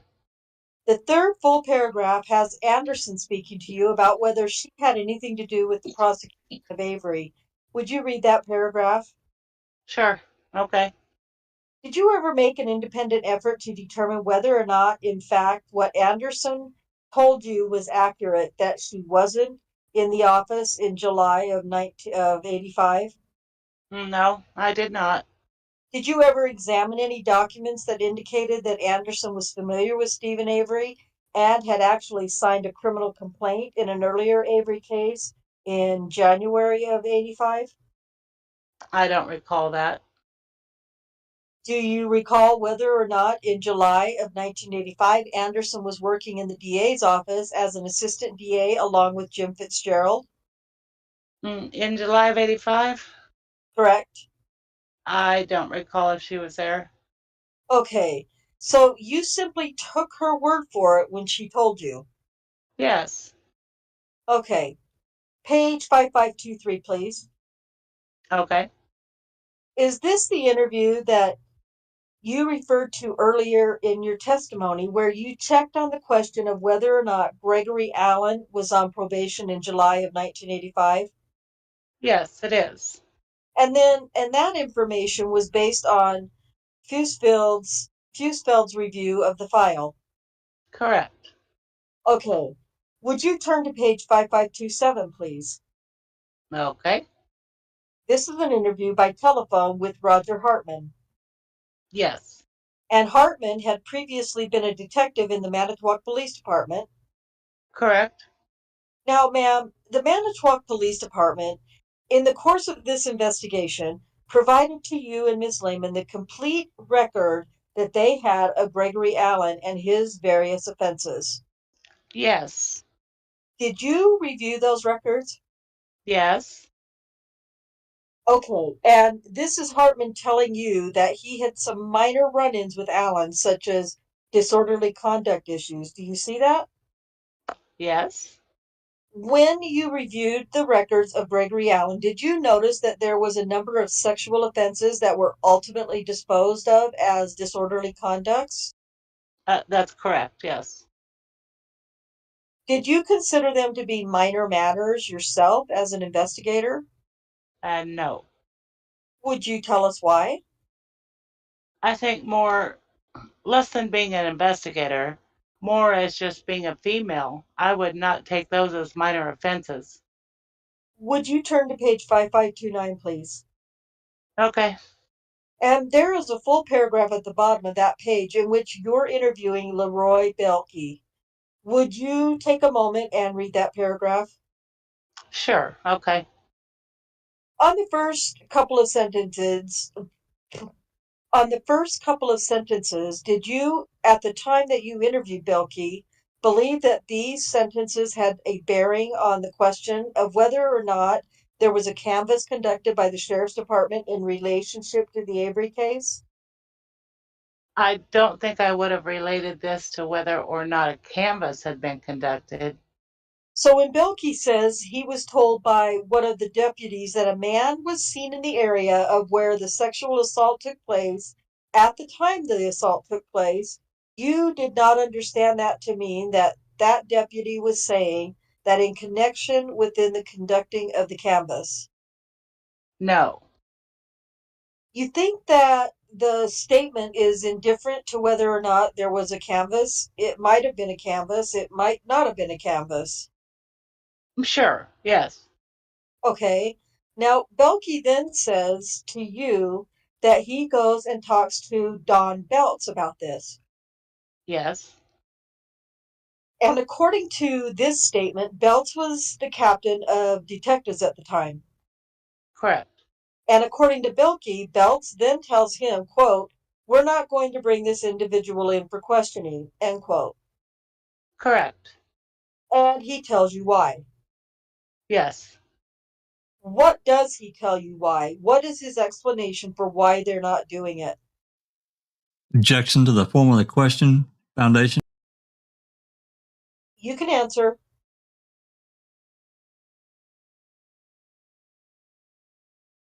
Bells had told Bilkey the sheriff wanted Stephen Avery convicted of this crime because the description provided by the victim matched Avery's. Okay. In your judgment, was that consistent with what Penny Berenson told you she was told by the sheriff when she reported to the sheriff that by the phone call that she received from the Manitowoc Police Department? Objection to the form of the question. If you understand it. Go ahead. I mean, I did not correlate the two. What was your understanding of what Penny Berenson told you about what the sheriff said to her after she reported the Manitowoc Police Department call? Objection to the form of the question.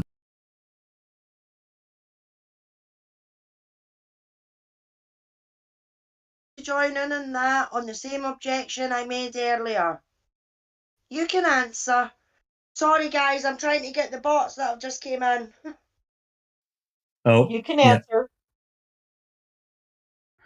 That the sheriff's department had original jurisdiction, and the sheriff's department would contact the police department.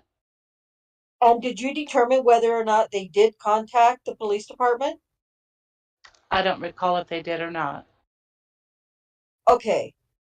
As you understood it in this interview, Belts was telling Bilkey, quote, the sheriff's got his man. We're not going to bring anybody else in and interview him. The sheriff's got his guy, end quote. Is that right? Objection to the form of the question. Yes. Would you go over to the next page, please? You went into the issue, you yourself went into the issue with Belkey about whether, having been given this information by Belts, he went any further with it in the department. Correct. And what did Belkey tell you in explanation of that? That he did not. Okay, and that Belts did not either. Correct. Okay, now in the next paragraph, it would be 1, 2, 3, 4 paragraphs down on page 5530. This again is Belkey talking with you about his discussion with Belts. And Belkey tells you that Belts told him what about the Manitowoc County District Attorney? That the sheriff had already contacted the Manitowoc County District Attorney, and Bells told Bilkey the sheriff told the DA not to screw this case up because the sheriff wanted Avery convicted of this crime. Did you have any reason to, at the time that you interviewed Leroy Belkey, to doubt his credibility? Objection, competence of the witness. You can answer. No. And you also at some point interviewed Belts as well. Correct. And do you have any reason to doubt the credibility of Belts? Same objection. You can answer. No. Okay. Belkey then goes on in the next paragraph to tell you on the occasion of this interview that he, Belkey, contacted Arlen Avery, right? Correct. And did Belkey tell you that he told Arlen Avery about the conversation he had with Belt? That I don't know. Okay. I know we don't have this report in front of you, but I'm just going to sort of check out your independent recollection of the report. We will get to it eventually. When you interviewed Arlen Avery, he told you information that he had received from Jadowski, who in turn had received it from the now deceased Gospodarek. Okay. That is the same information that Belkey told you in this interview. Objection to the form of the question. Specifically, the sheriff had his man, and he didn't want any other people being brought to him at that point. Object to the form of the question. I join in that objection. You can answer. Do you understand what the... No. I'm not sure what the question is. Well, I think there might have been two. Walt, so... Okay, I'll try it again. What Arlen Avery told you about what he had heard from Jadowski, who, in turn, had heard it from the deceased Gospodarek, is consistent with what Belkey told you in this report that's in front of you right now. Object to the form, lack of foundation. I would not have an independent recollection of that. Okay, would you turn to page 5533, please? Let's pause This right here. isn't- Let's pause Okay. right here for a minute. Give you Okay. guys a chance to catch your breath, get a drink, whatever. And again, you notice that every time he's asked this question, you got Covelli jumping in here. You're trying to protect, the state's interest in breaking up this flow of the conversation. It really, really irritates me. I'm sure it does everyone else as well, because it's totally because now he's having to go back and, re-ask the question again. And it's kind of a complicated question anyway. It just totally screws up the flow. We also are, Yeah, I agree. And we're also hearing now these connections between Manitowoc City Police and the county police or sheriff's department, however you want to call it. Two different agencies here. And we've talked about these connections in the past about who knew what and when.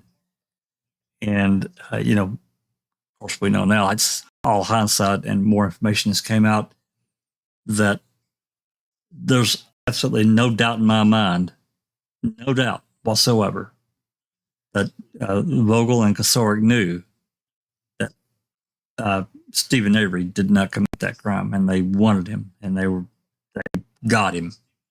And all this stuff would roll right back up. It's just like the 1991 rape and assault of that woman in Minnesota that Allen did. That would have rolled right up to their door. And it's hard And to how did Deb Strauss do this investigation? And once Lautenschlager's report came out, how the fuck did she stand by and allow that to happen? Yeah. I think that it's. Go ahead. Sorry, go ahead.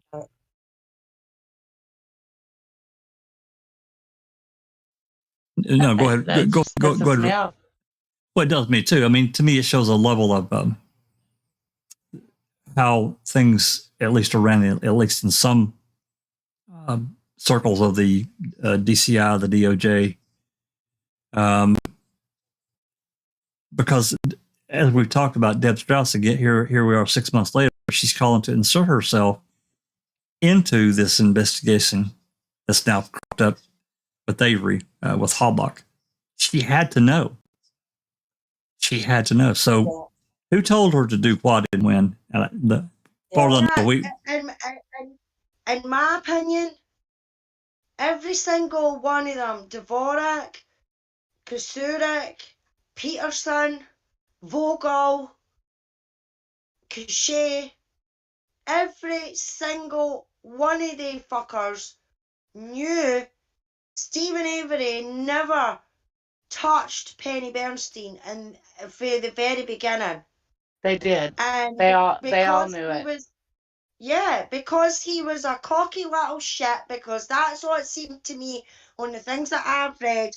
Because Stephen was a cocky little shit, he didn't conform to the way everybody else in the town centre of Manitowoc would be and go to church all the time and everything like that. So he was classed as an outsider. And because he was probably a cheeky wee bastard to the police and everything like that, like 19, 20, 21-year-olds can be, you know what I mean?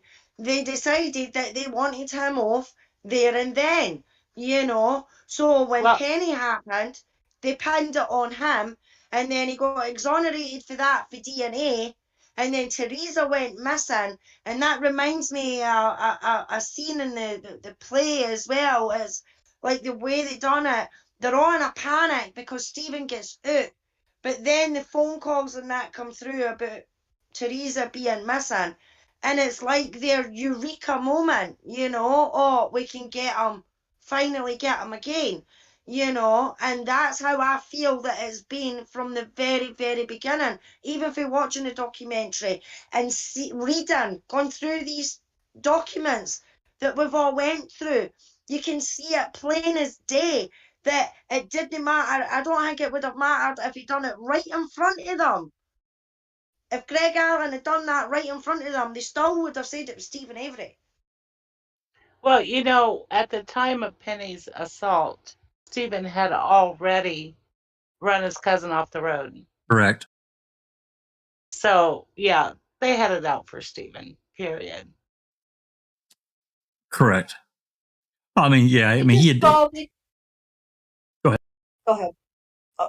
I was just going to say, and we know that they just saw Avery, well, all the Averys, but particularly Stephen, they just saw them as trash.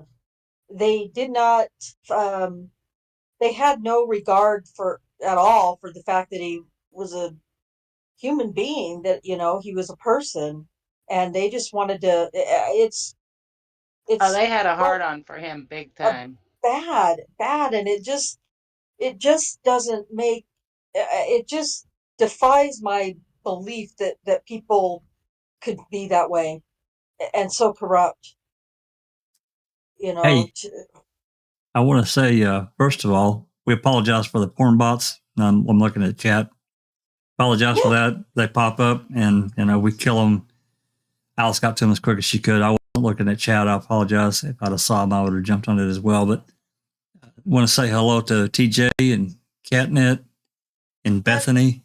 That's why I missed the place. Because I was getting the bloody Yeah, thoughts. that's fine. That's fine. It's I saw Catnip got a few of them too. So the problem is that when they drop in, it splits into like 10. It turns into 10 bots, and it's hard to grab them all. yeah, it's really irritating. You know, Bethany, I'm kind of with you on that. I kind of think that they sent Gregory Allen out there to hurt Penny to get Stephen. Conspiracy theory, but I don't put it past him. I mean, put it past him for a minute. When you look at all the details and you hear like these depositions and stuff, it's not. I mean, it seems like a far out theory, but it really isn't a completely far out theory. Well, think about it. He was under surveillance, and all of a sudden on this day they got called away. Just at that moment when he's got a few hours to kill and go attack her. I don't know. So many coincidences. Yeah. Mm-hmm. Yeah, I mean that's one of the biggest ones for me, Jack, is the fact that they were surveilling this guy for days upon days, probably even weeks. They were surveilling him. But on that specific day, at that specific time, they were apparently called away. You know, that is just too suspicious. And I wonder if anybody has actually tried to find out if there was actually any major incidents or reports or anything like that of something happening, because for them to be called away like that, it would need to have been a bank robbery, or, you know, the president's been kidnapped, or, you know, something as serious as that for them to have been called off a stakeout. You know what I mean? Any normal stakeout would be, you know. I'm not sure. I mean, the surveillance was, I won't say it was like super tight, but I think they were keeping, because of all the reports that had come in on Allen, you know, they were keeping a pretty close check on him. You know, another thing, and they covered it. Kelly covered this with Strauss, that all these sexual assaults that he had, these essays, got reduced to disorderly conduct. I mean, that, exactly. What the hell?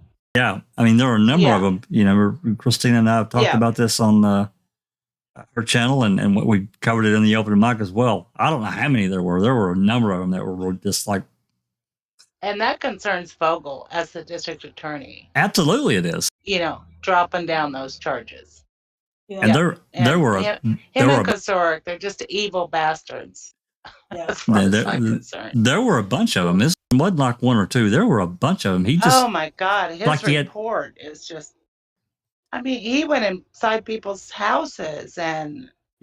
Jesus, stalked young women, and oh my God. Get their phone number and call them up and taunt them, and you know. Yeah, after he had assaulted them. Greg Allen did that to Penny. You know what I mean?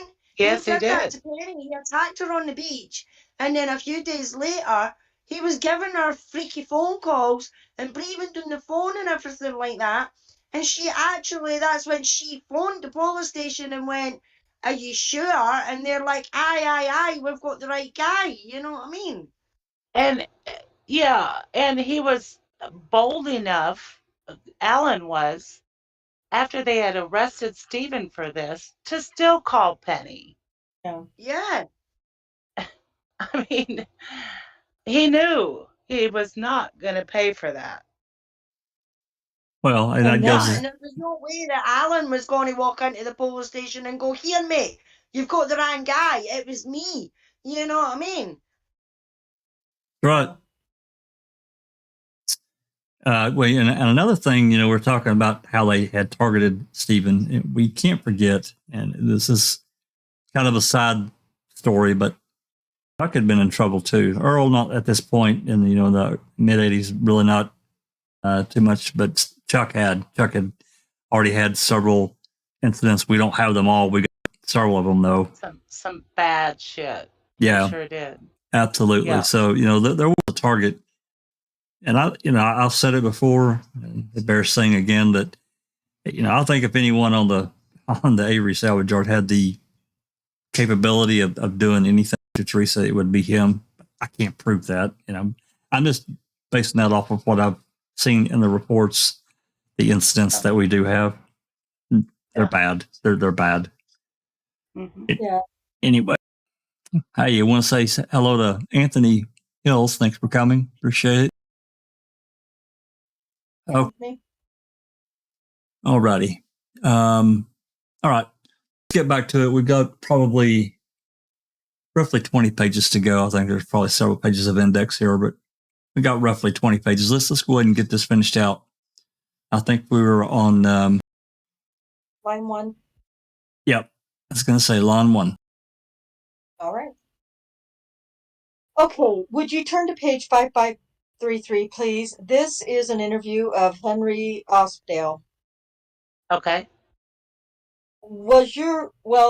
It probably tells me, was this an interview with Ospdale? No, I don't believe it was. Okay, this was in person, huh? Yes.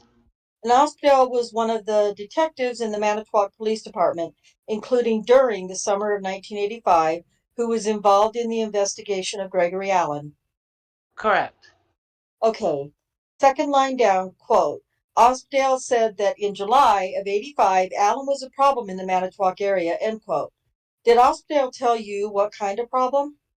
I don't believe so.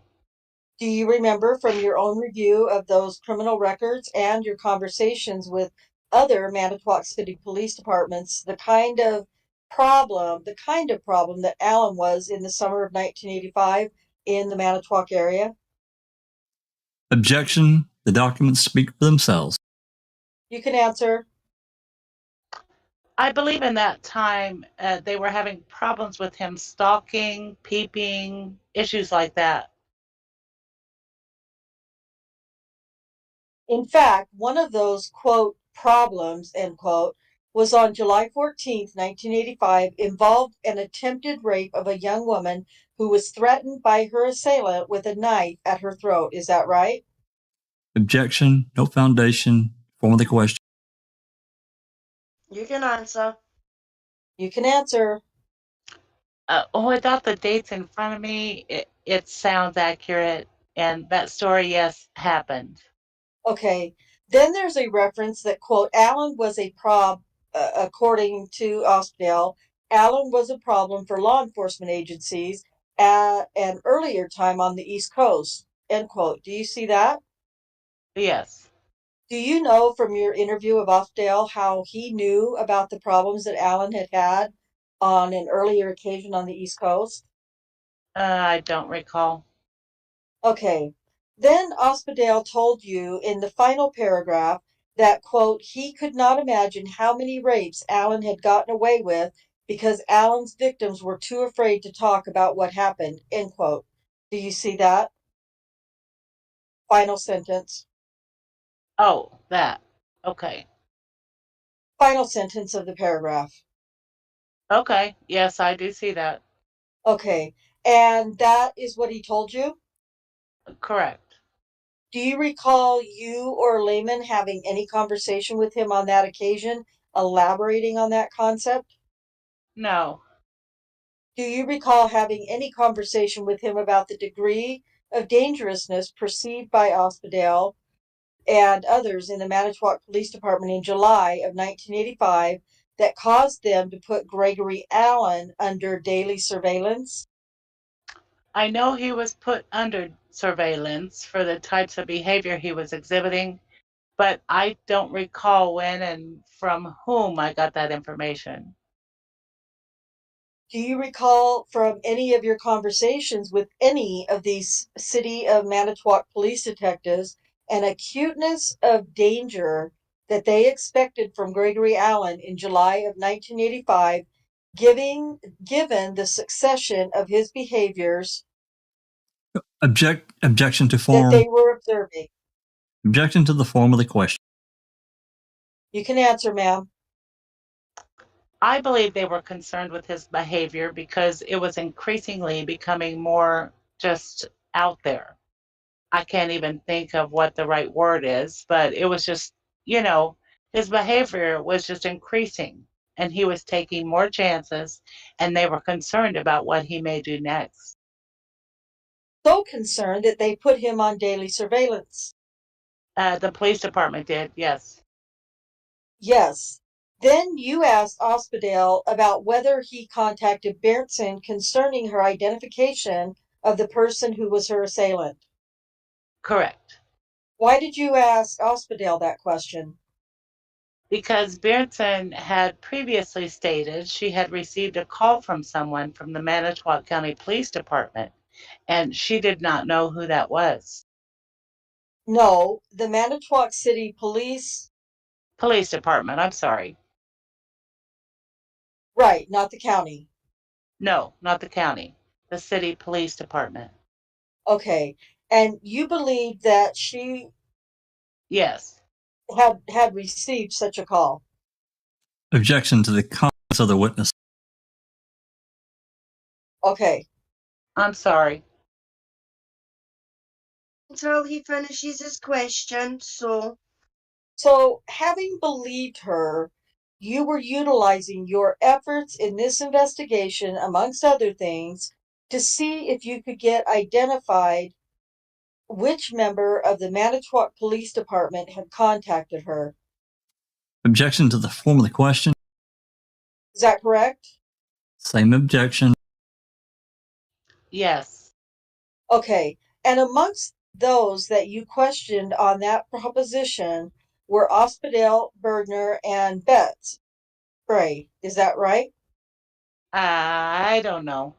Ospdale, obviously. And Bergner, yes. Okay. Betts, I don't recall. Is it fair to say that you and Amy Lehman never resolved as an investigatory matter the identity of the City of Manitowoc Police Department person whom Berntsen said had contacted her? I don't recall. I recall Tom Bergner saying he contacted the sheriff's department. I don't recall if he contacted Miss Bjornson as well. Okay. So I don't know. I'm sorry.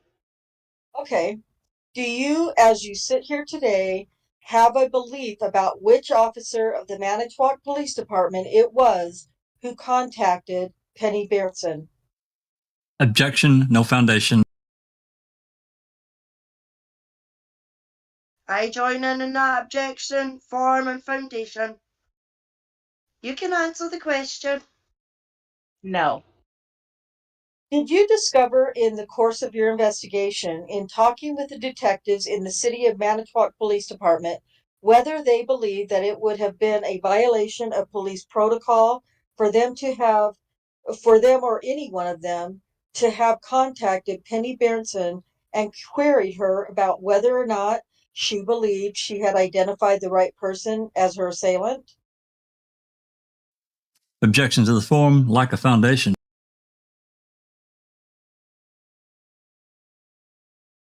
I don't know what the protocol of the city of Manitowoc is. I don't know if they would have or could have done that or not.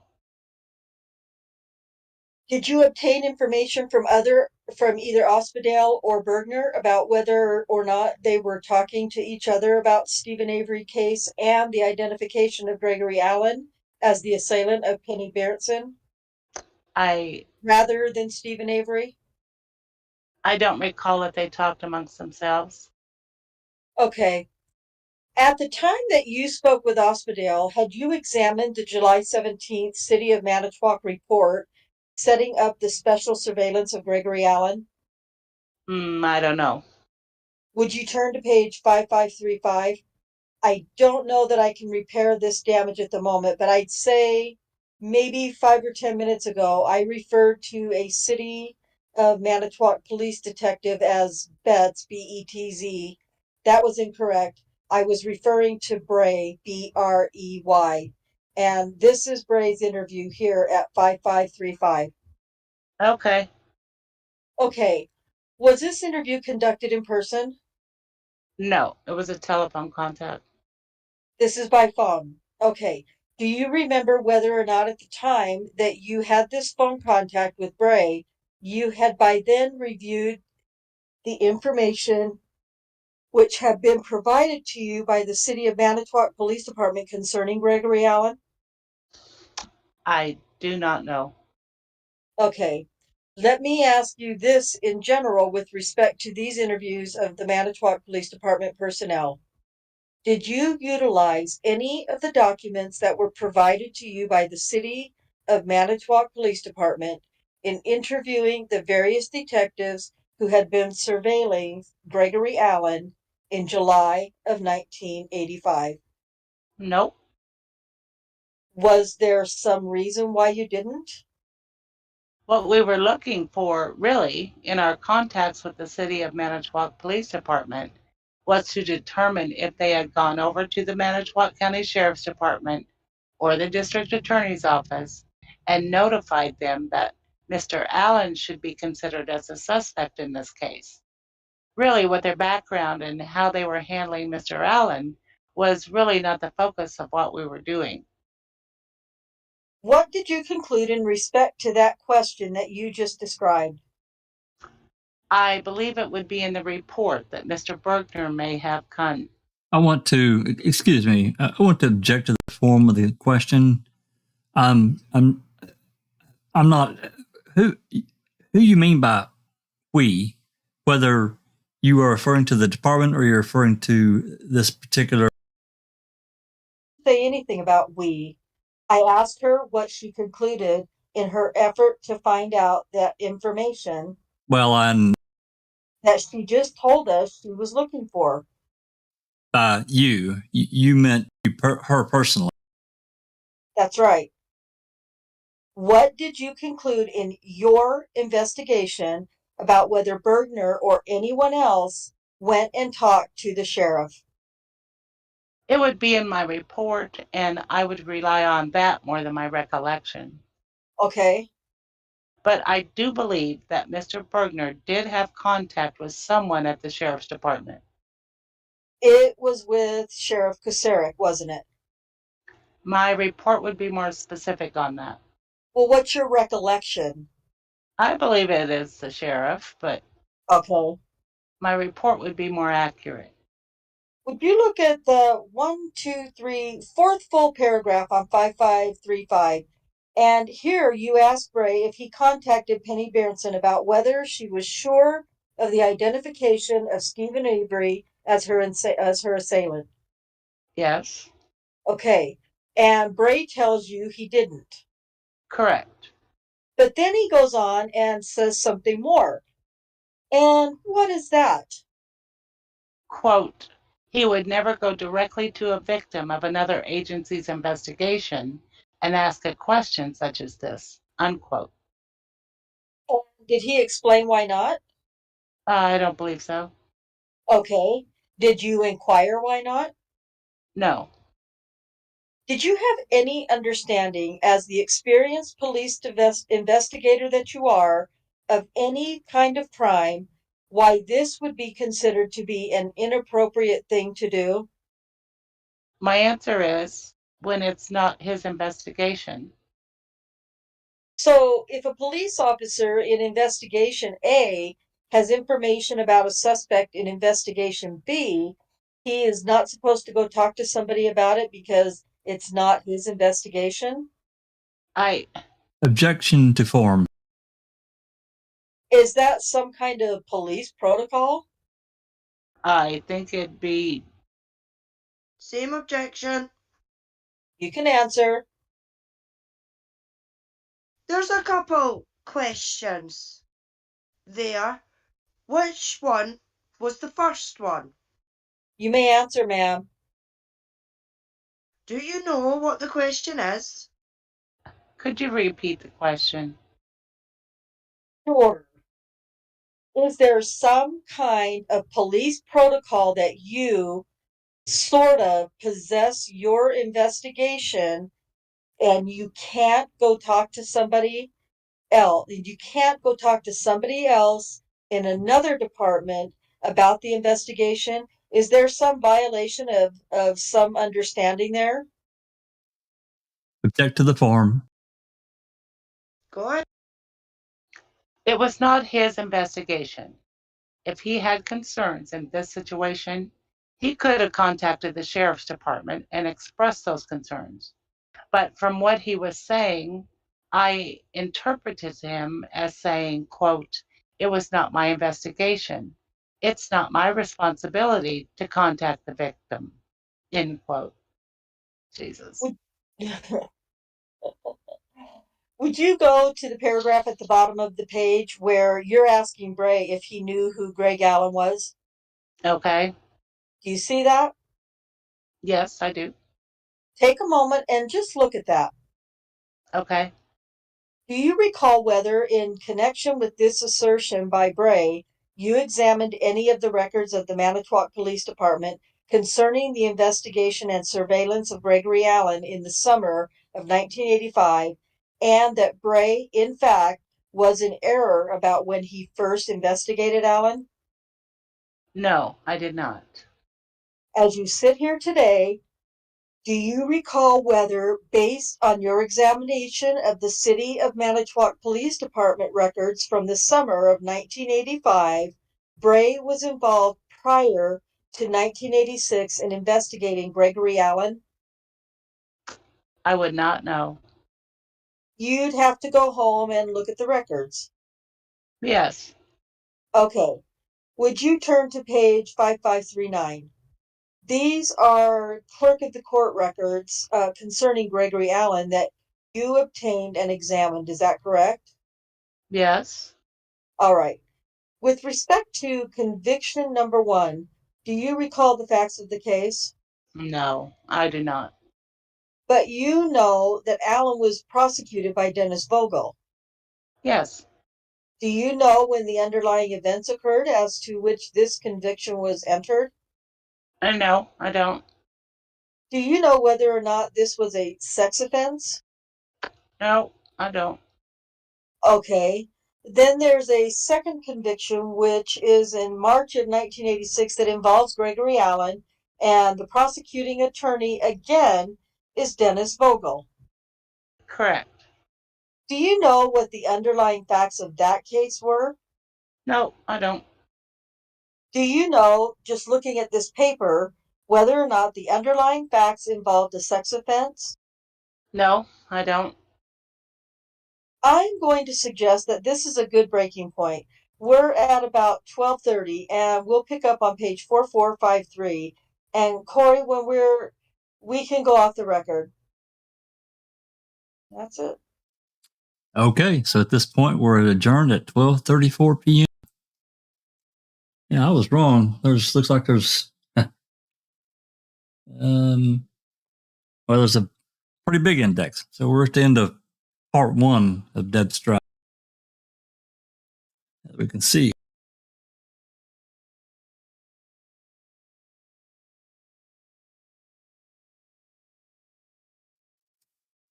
That's the end of it. So, there's about 12 pages, looks like, of index, and that's pretty typical. So, let me get this off the screen. We can chat for a minute. There we go. I'm going to step away just for a couple minutes, okay, while you chat.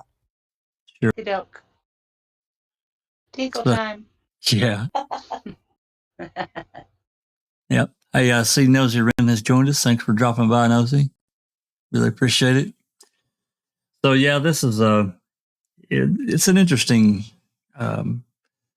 I'm looking at it. I guess I'm always looking at it through the lens of, everything we know now. It's kind of really hard to isolate, a series of events up to a certain point because of everything else we know after the fact. But I try to isolate and thinking back to Deb Strauss at the time, her and Amy Lehman going through these different interviews with so many different people. I mean, I got just in this one deposition alone, we probably ran across 15 other names that they're associated. And actually, some of these people were, I think there's a couple of them that gave depots. Of course, Ospdale had passed away, so they couldn't interview him. But there's some other ones that are really interesting.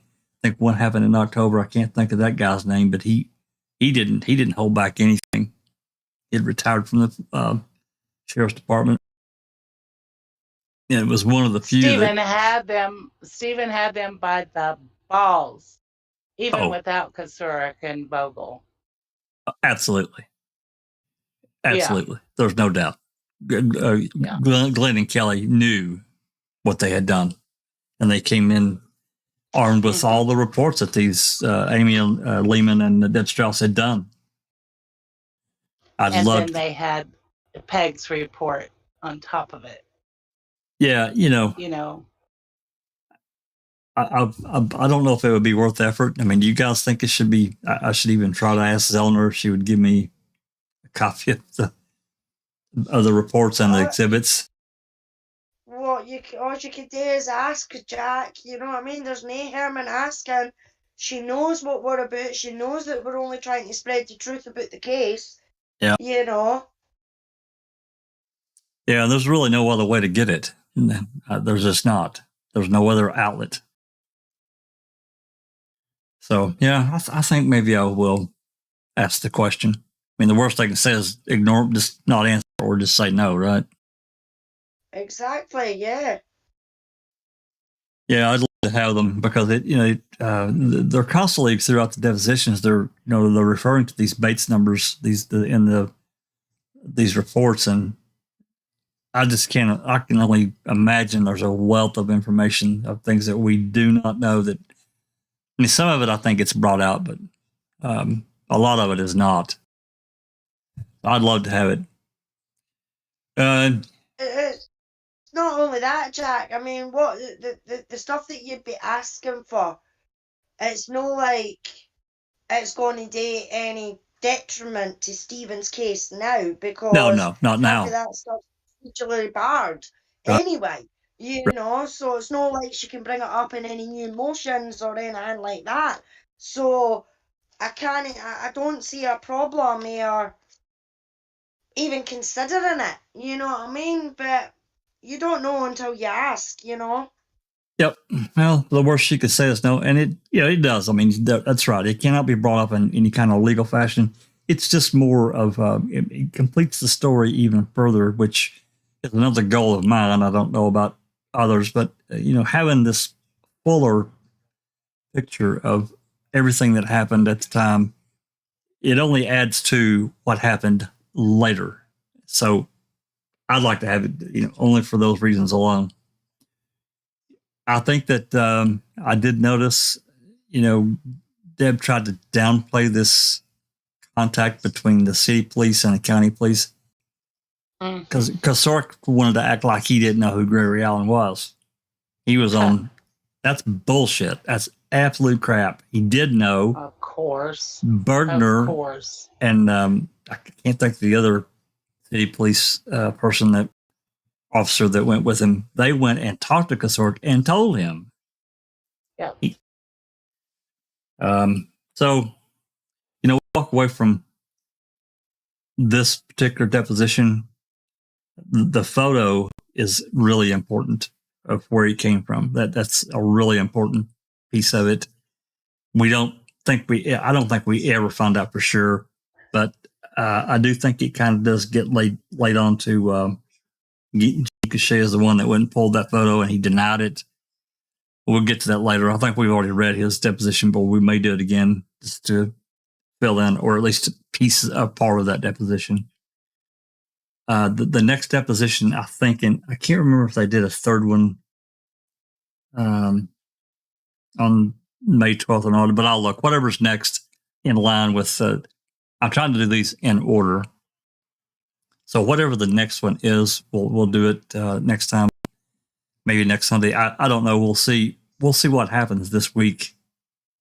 I'm not trying to turn the conversation away from the deposition, but we all kind of expecting Katie to drop her next motion this week, so that may become the thing that we're going to be talking about next. I don't know. We'll just have to see. To me, this 85 case just makes very clear the evil that resided in the sheriff's office, and it didn't stop even after Kazurik retired. His right-hand man becomes sheriff. Well, it just continued. Not only that, Susan, but in the DCI. Yeah, and the fact that people just can't bring themselves to believe that the police would kill Teresa Halbach, just I have absolutely no problem believing that whatsoever. They are evil. They are fucking evil. Period. Yeah, I mean, it's hard for, I guess, most of us to wrap our head around that they could have potentially done that. I do think that they were extremely desperate to end the depositions. In fact, I'm sure of it. I'm absolutely sure of it. Something was going to happen to end them, to keep Kazurik and Vogel out of the given legal deposition. Sure of it.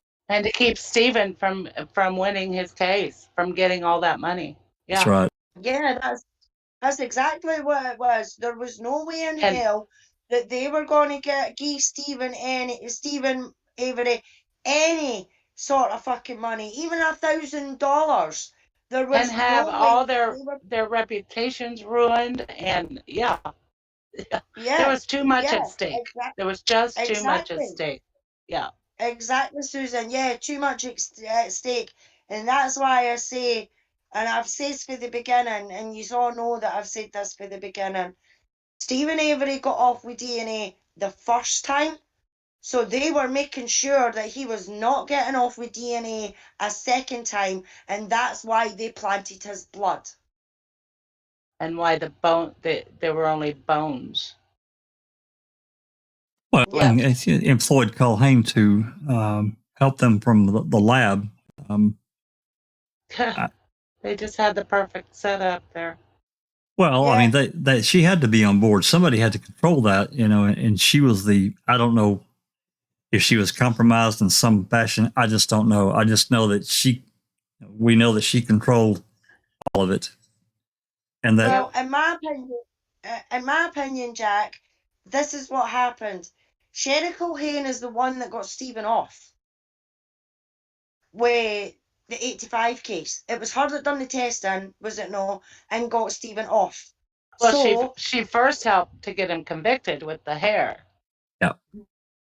When he got convicted for Penny. That's right. Yeah. And then she got him out with doing the DNA on the other hair that proved him innocent.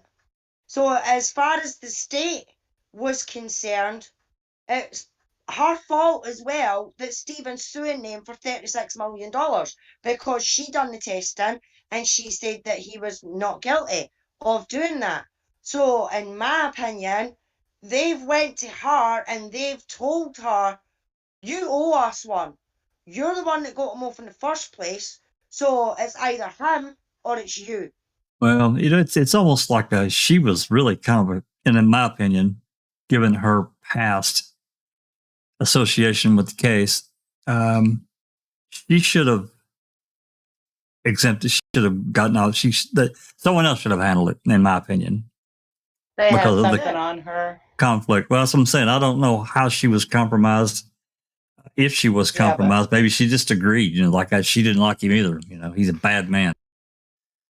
Yeah, she's a drunk too. No, Well, I think it's more to the point that she got him off, so she owed them one.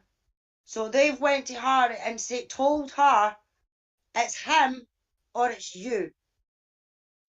well, I And mean, there was no way that she was wanting to lose her job. You know what I mean? She would have had a family to keep and everything like that. So, and I mean, this is just my opinion, my speculation.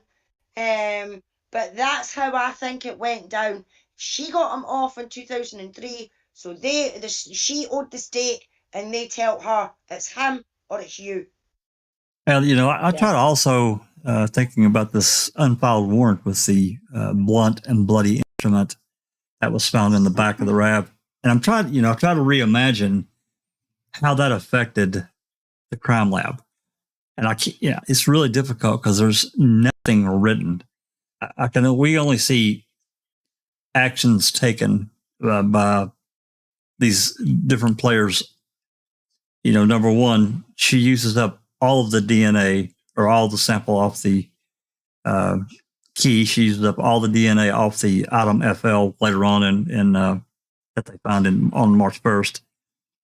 I have real problems with that, real problems. But again, this blunt and bloody instrument, whatever it was, disappears. Now, thinking about Harrington, he was one of the ones that was there. He says he called a locksmith to get into the car. Okay, whatever.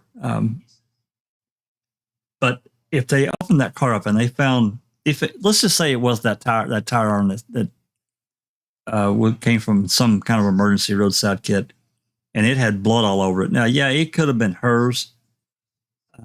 There's that potential that it was laying back there and they found it, had blood on it, and it got cleaned up. But I don't know. I just try to imagine the panic in my brain that they found this blood in the back of her RAV. They see that tire tool that's got blood on it, and what they did.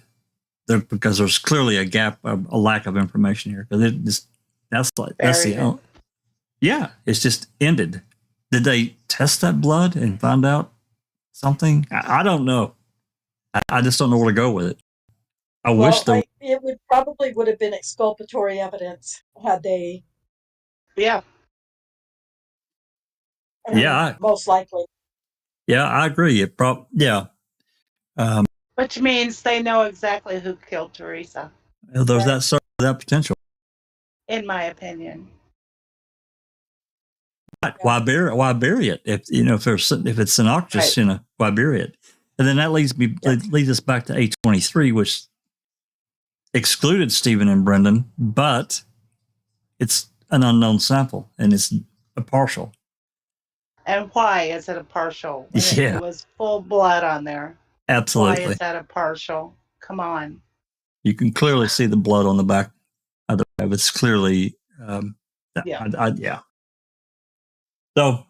Makes no sense. And why not go back? If you get a partial, go back and get another swab. There was plenty of blood on there. That's right. Yeah, redo the test. And, I wish Doc was here. He could talk about that quite a bit about, if you can see it in the way we can see it in that photograph, there's really should be no reason why you can't get a full, robust profile. Exactly.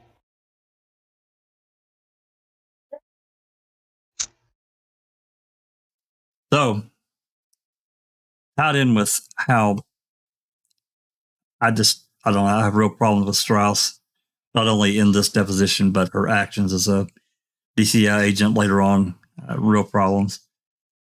Tied together with what we see here, the I don't recalls, and I'm sure there's some of it she probably can't. They interviewed a lot of people.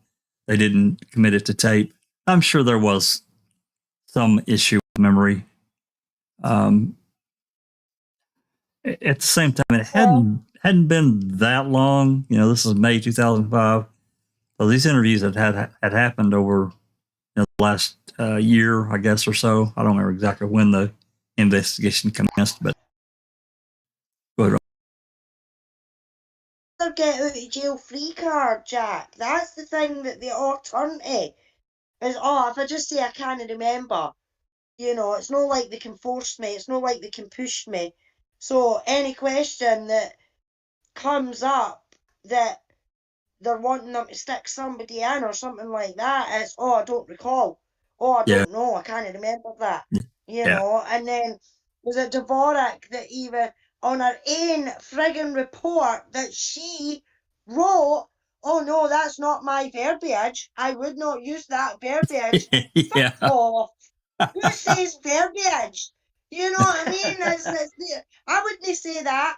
They're not my words. That's a real tell right there. She's trying to She's trying to wiggle. Mm-hmm. Well, Yeah. and what I took from that is, okay, you said it, you just didn't say it in those words. Is what she meant by that. I wouldn't have said, that I wouldn't have said it that way. Yeah. Okay, well, what way would you have said it? Yeah. It's like Colbert. No, I didn't say 99 Toyota. That was her. I thought she did. Right. It was the fact that they played the Sam William Henry call in the musical as well. That was one of them, and it was like, hello, this is Linton. And then it was all the Sam William Henry, you know, missing person report, you know, and it was 99 Toyota. Yeah, and that's when I caught the yip on the camera. I was like, oh, brilliant. I want to say goodnight to Pete Mossy. He said he had to go to bed. He's probably got to work tomorrow. Good night, Pete. Good night, Pete. Yeah. Or good morning. Yeah, I'm not sure where Pete's at, but well, you know, Yoga says, too bad Kazurk and Bogle did not get a chance to give their depositions. They could have straightened everything out. Yeah. Well, I have a real problem with Glenn and Kelly are canceling the November 10th deposition for Kazurk. They had every right to push forward. There was absolutely, I get it, but I don't get it. Push forward. You know, this was a really important deposition. And it was too separate. Well, you know, he was trying to get in touch with Stephen. They weren't letting him. Yeah. On the ninth, yeah. Even talk to him. Yep. Was the deposition for the 10th that morning? Yeah, it was it was announced that, you know, the Glenn or they arrested. Stephen was arrested around 1:30 or 2 o'clock on the afternoon of the 9th, and they spent the next 6 or 7 hours trying to get to see him. And finally, I think it was around 9 or 10 that night, they finally, because we've got the phone call, Pagel said, yeah, you know, let him see him, but, you know, it's late, and I think they wanted to limit the time or some shit. It was bad. It was bad. They played games all afternoon into the evening with that. It was so obvious what they were doing. Mm-hmm. Yep. Absolutely was. But in my opinion, they depositions should have still went ahead. It's supposed to be innocent until proven guilty, and that was right at the beginning of the case and everything like that. So in my opinion, they depositions should still have went ahead, because the whole case could have gone ahead. Yeah, what Stephen was claiming the $36 million for was what they done to him in 85. And he had every right, and in my opinion still has every right, to every single penny that they would have been due him. You know what I mean? I mean, there's no way he was going to get $36 million. Whether it would have been 10 million or $1 million or whatever. You know what I mean? In my opinion, Stephen is still, even to this day, he is still entitled to that money, because they stole years of his life. You know what I mean? I agree. He got $6 million or 12 for the extra that he was supposed to be in, apart from the gun felony, or, you know what I mean, whatever it was that he was supposed to be charged with. Was it the gun that he was supposed to be charged with before he got charged with the murder? Well, that was the assault on Penny Bernstein 6 years he got for that. Yeah. So the 6 years. I mean, I don't think he should have No, got 6 years not for that Penny. either. The other one. Not Penny, Sandra Morse. Sandra Morse, I'm sorry. Yeah, Sandra Morse. Yeah. Yeah, I mean, I don't think he should have got 6 years for that either. You know, the gun wasn't loaded or anything like that. But he was still in the wrong for waving a gun about and chasing her and everything like that. But when somebody pushes you to that limit, you do stupid things, you know. But for them to keep him in there for an extra, 12 years or whatever it was wrong. And in my opinion, he should be due £1 million for every year that they kept him in there. And to this day, he still deserves it, in my opinion. Well, I think they would have ultimately ended up settling out of court. But we got a question here. Bethany says, why is none of TH's full match to any of her DNA testing? Well, the degradation of They Adam. had full. Well, they had full matches on the Pepsi can and. I think she's talking blood about. in the bag. Maybe the cremains she's talking about. Remains. Yeah, Remains. Item BZ was the cremains. Oh, Yeah, there wasn't enough. Item BZ, they got the parcel. It was burnt, which item BZ is another whole thing. But and Dr. Silkman can explain it better. But just from his teaching us about it, they were able to get a partial, and the alleles is what really matters, of matching the alleles of Teresa to the alleles that were found in the partial profile, and the chances of it being someone else were 1 in a billion or something. It was a pretty high number. I think it's 1 in a billion. If I misquoted that, I apologize, but I think that's right. And then there was an mtDNA, which is a maternal match to the bone, and that that matched Karen Halbach.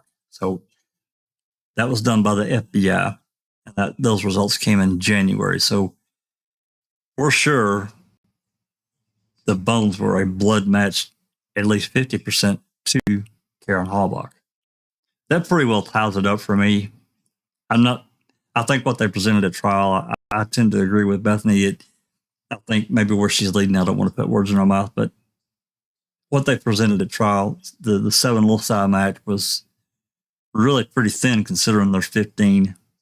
However, when you take into account the allele match, that changes things for me.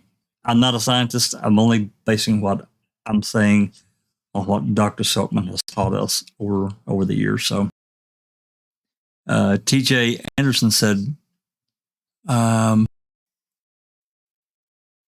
asked Dr. Silkman that, and he said that it was because the bones were burnt. Ask him on a different podcast if the burning of the bones eliminated other relatives of Karen Halbach, and he said no. Yeah, I mean, in maternal matches, you get that's all you can find out of bone material. Maybe the rapid DA testing that came out in 2010 gives a fuller profile. I don't know. I don't have enough knowledge to talk about that. I just don't. I apologize. Yoga for the ageless says the insurance company would have disputed the claim if you burn down the house. It does not matter if you have insurance. Yeah, you burn down your own house. Yeah. Yeah. Well, and yeah, that's true. And there were 5 insurance companies involved in what they eventually paid out to Avery, the $400,000 that he got in February of 2006. But that was a settlement that they reached, and that I've argued with realtors about this before. They're saying $400,000 is nuisance money. I guess, if you think about $50 million, it is, but $400,000 is still a lot of money. I mean, it is. And why would they settle for that amount just to get rid of it? Without some basis of fact, I think that's a stretch. But yeah, they were already claiming. I think there was information out there that when police officers go outside of their official duties and do something wrong, they're not going to cover it. They're not paying. And I don't blame them.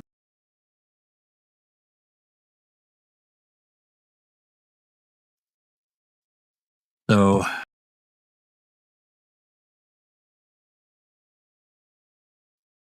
TJ, one of you guys can go ahead and prove that if you want. That's pretty funny. Yeah. Yeah, we got attacked by the foreign boss. Yeah, that's pretty bad. You know, looking at this deposition, Jack, talking about the police department going to the sheriff and telling him, that's exactly what Peg said didn't happen. Correct. No communication. Correct. Yeah. And there it is in black and white. Absolutely. It's in other areas too. I'm sure it's in one of the investigative reports, if maybe more than one, that Bergner went and told Surik. They were well aware. Yeah.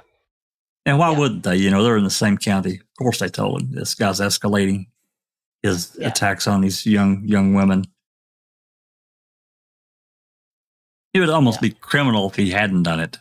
He had to cover his ass. Right. Of course he.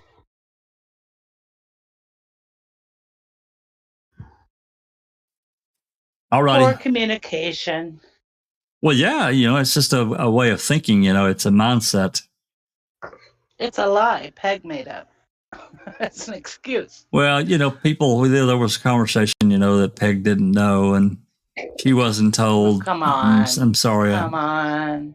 I'm sure she was told everything, and they crafted the message around it. She had to protect the state. I get that. She wouldn't stand up and say, "Hey, look, you guys fucked up and did something wrong." That would have created a huge problem for the state. But I don't know. I'm like you. I see this waves of corruption here. One lie covering another lie, which expands, and it continues to blow. It continues to blow up. Yeah. All that. Stephen gets 400,000 or 440 or whatever it was for 18 years. Yeah, he originally got about 12 years, whatever. He originally got like 50 something, like 53,000, and he had to pay some lawyer's fees and some other stuff, and then he used the rest of it to buy that Ford F-350 truck. I wonder whatever happened to that truck. Does anybody know what happened to that Ford F-350? You know, I recently heard Chuck saying in a call that they were going to crush it. That call, or that visit to the jail visit with Jody? Yeah. I think that's where it was. I don't know why they would crush that truck. It was a nice truck. I don't either. It was new. Yeah. I mean, Avery paid like $26,000 for that truck. Yeah. So I don't know if they crushed it or whatever happened to it. Yeah, Hopefully they sold it and Stephen got the money. I don't know. Well, if not that, at least maybe, give it to Alan or somebody to drive, God. But yeah, something, not crush it. My God. Just don't give it to Jody. No, because she said she was getting it, I think, or something. It's one of the vehicles. Yeah. Yeah, I'm going to FOIA that visit that Chuck went and saw Jody at the jail. That was an interview through glass. That was an interview through glass, not a phone call. They had to use phones to do it, but it was still recorded. I'm actually going to FOIA more than that, but you could hear everybody in the jail behind the call. Yeah, of course. Yeah. Mm-hmm. All righty. I guess we'll wrap this one up. We've been chugging along here close to 3 hours. We'll move on, and like I said, we're looking this week, hopefully, that Eleanor will file. And when she, I know.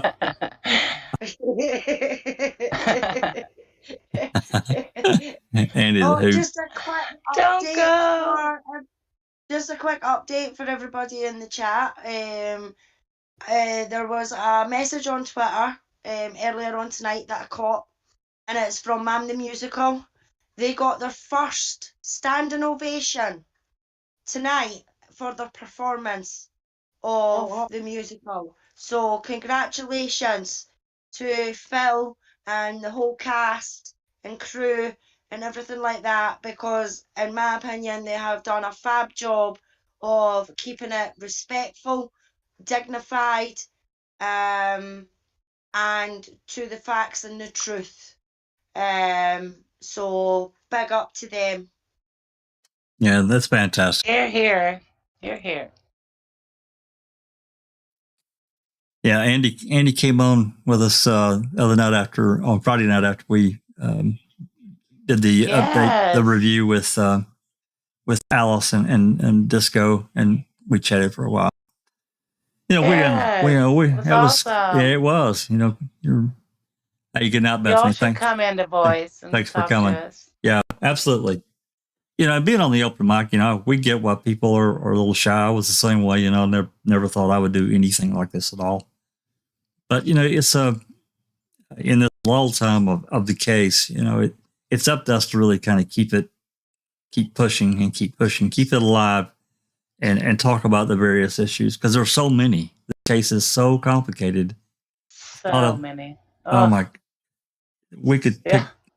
I mean, we could probably rattle off, you know, 15 different areas of this case that are different. They may be connected, but they're still different areas of the case. Yeah. Yeah, well, I mean, 2 years ago, I used to sit and people would be on YouTube and that, and I'd see them doing the podcast and that. I was like, look at the dafties, you wouldn't catch me doing that. And 2 years later, what am I doing? Absolutely. Yeah. I mean, I was in it for a long time before I would ever even agree to. I came on the Mammothon with Eric Cozy, and License Plate got me to come on. He, you know, tempted me with, hey, it'll be good, it'll be fun. And it was, you know, it was a good experience. So that really was my beginning to start talking about this case openly, you know, on audio, other than just doing, you know, just straight research. Was that the Ripper 9-hour marathon, Jack? No, that happened. No, that was later on. That was awesome. Ripper. We need to do that again. I'll tell him we need to get together again. We even talked about it back last year when we did that we would get back together again and, you know, all of us get on and see where we're at. And that was an epic night. It was epic. Yeah. Ripper got so ripped. If I drank that much, I'd have been in the hospital. I'm telling you, I tip my hat to him. Yeah, I haven't talked to him. I haven't talked to him in a minute. I hope he's doing okay. Him and Ms. Ripper. I'm sure they are. I see him post on Facebook, you know, pretty frequently, but he's not really been around on YouTube. So I hope he can come back at some point when he decides to do that. If he decides to do it, it's certainly a personal thing, you know, putting yourself out there. And it's not for everyone. I get that. I do.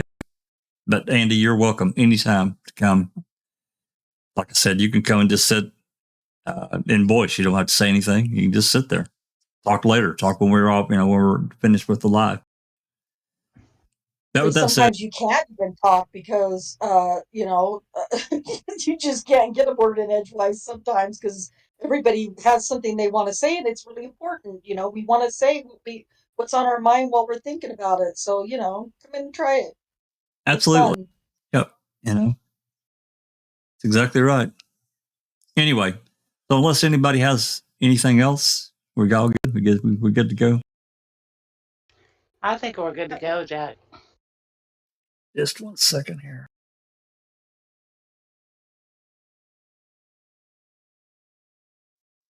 Okay.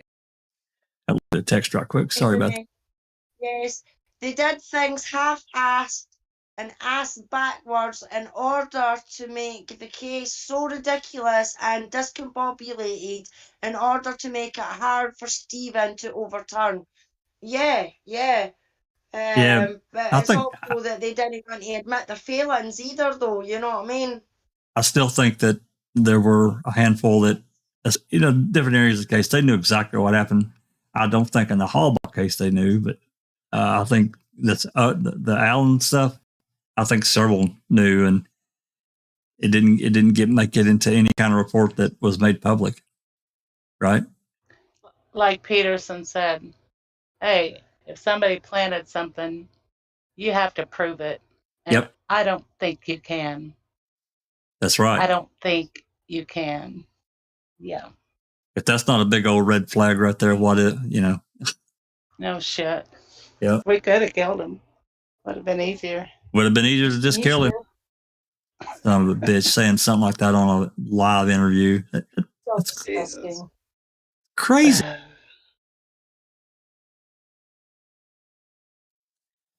Alrighty.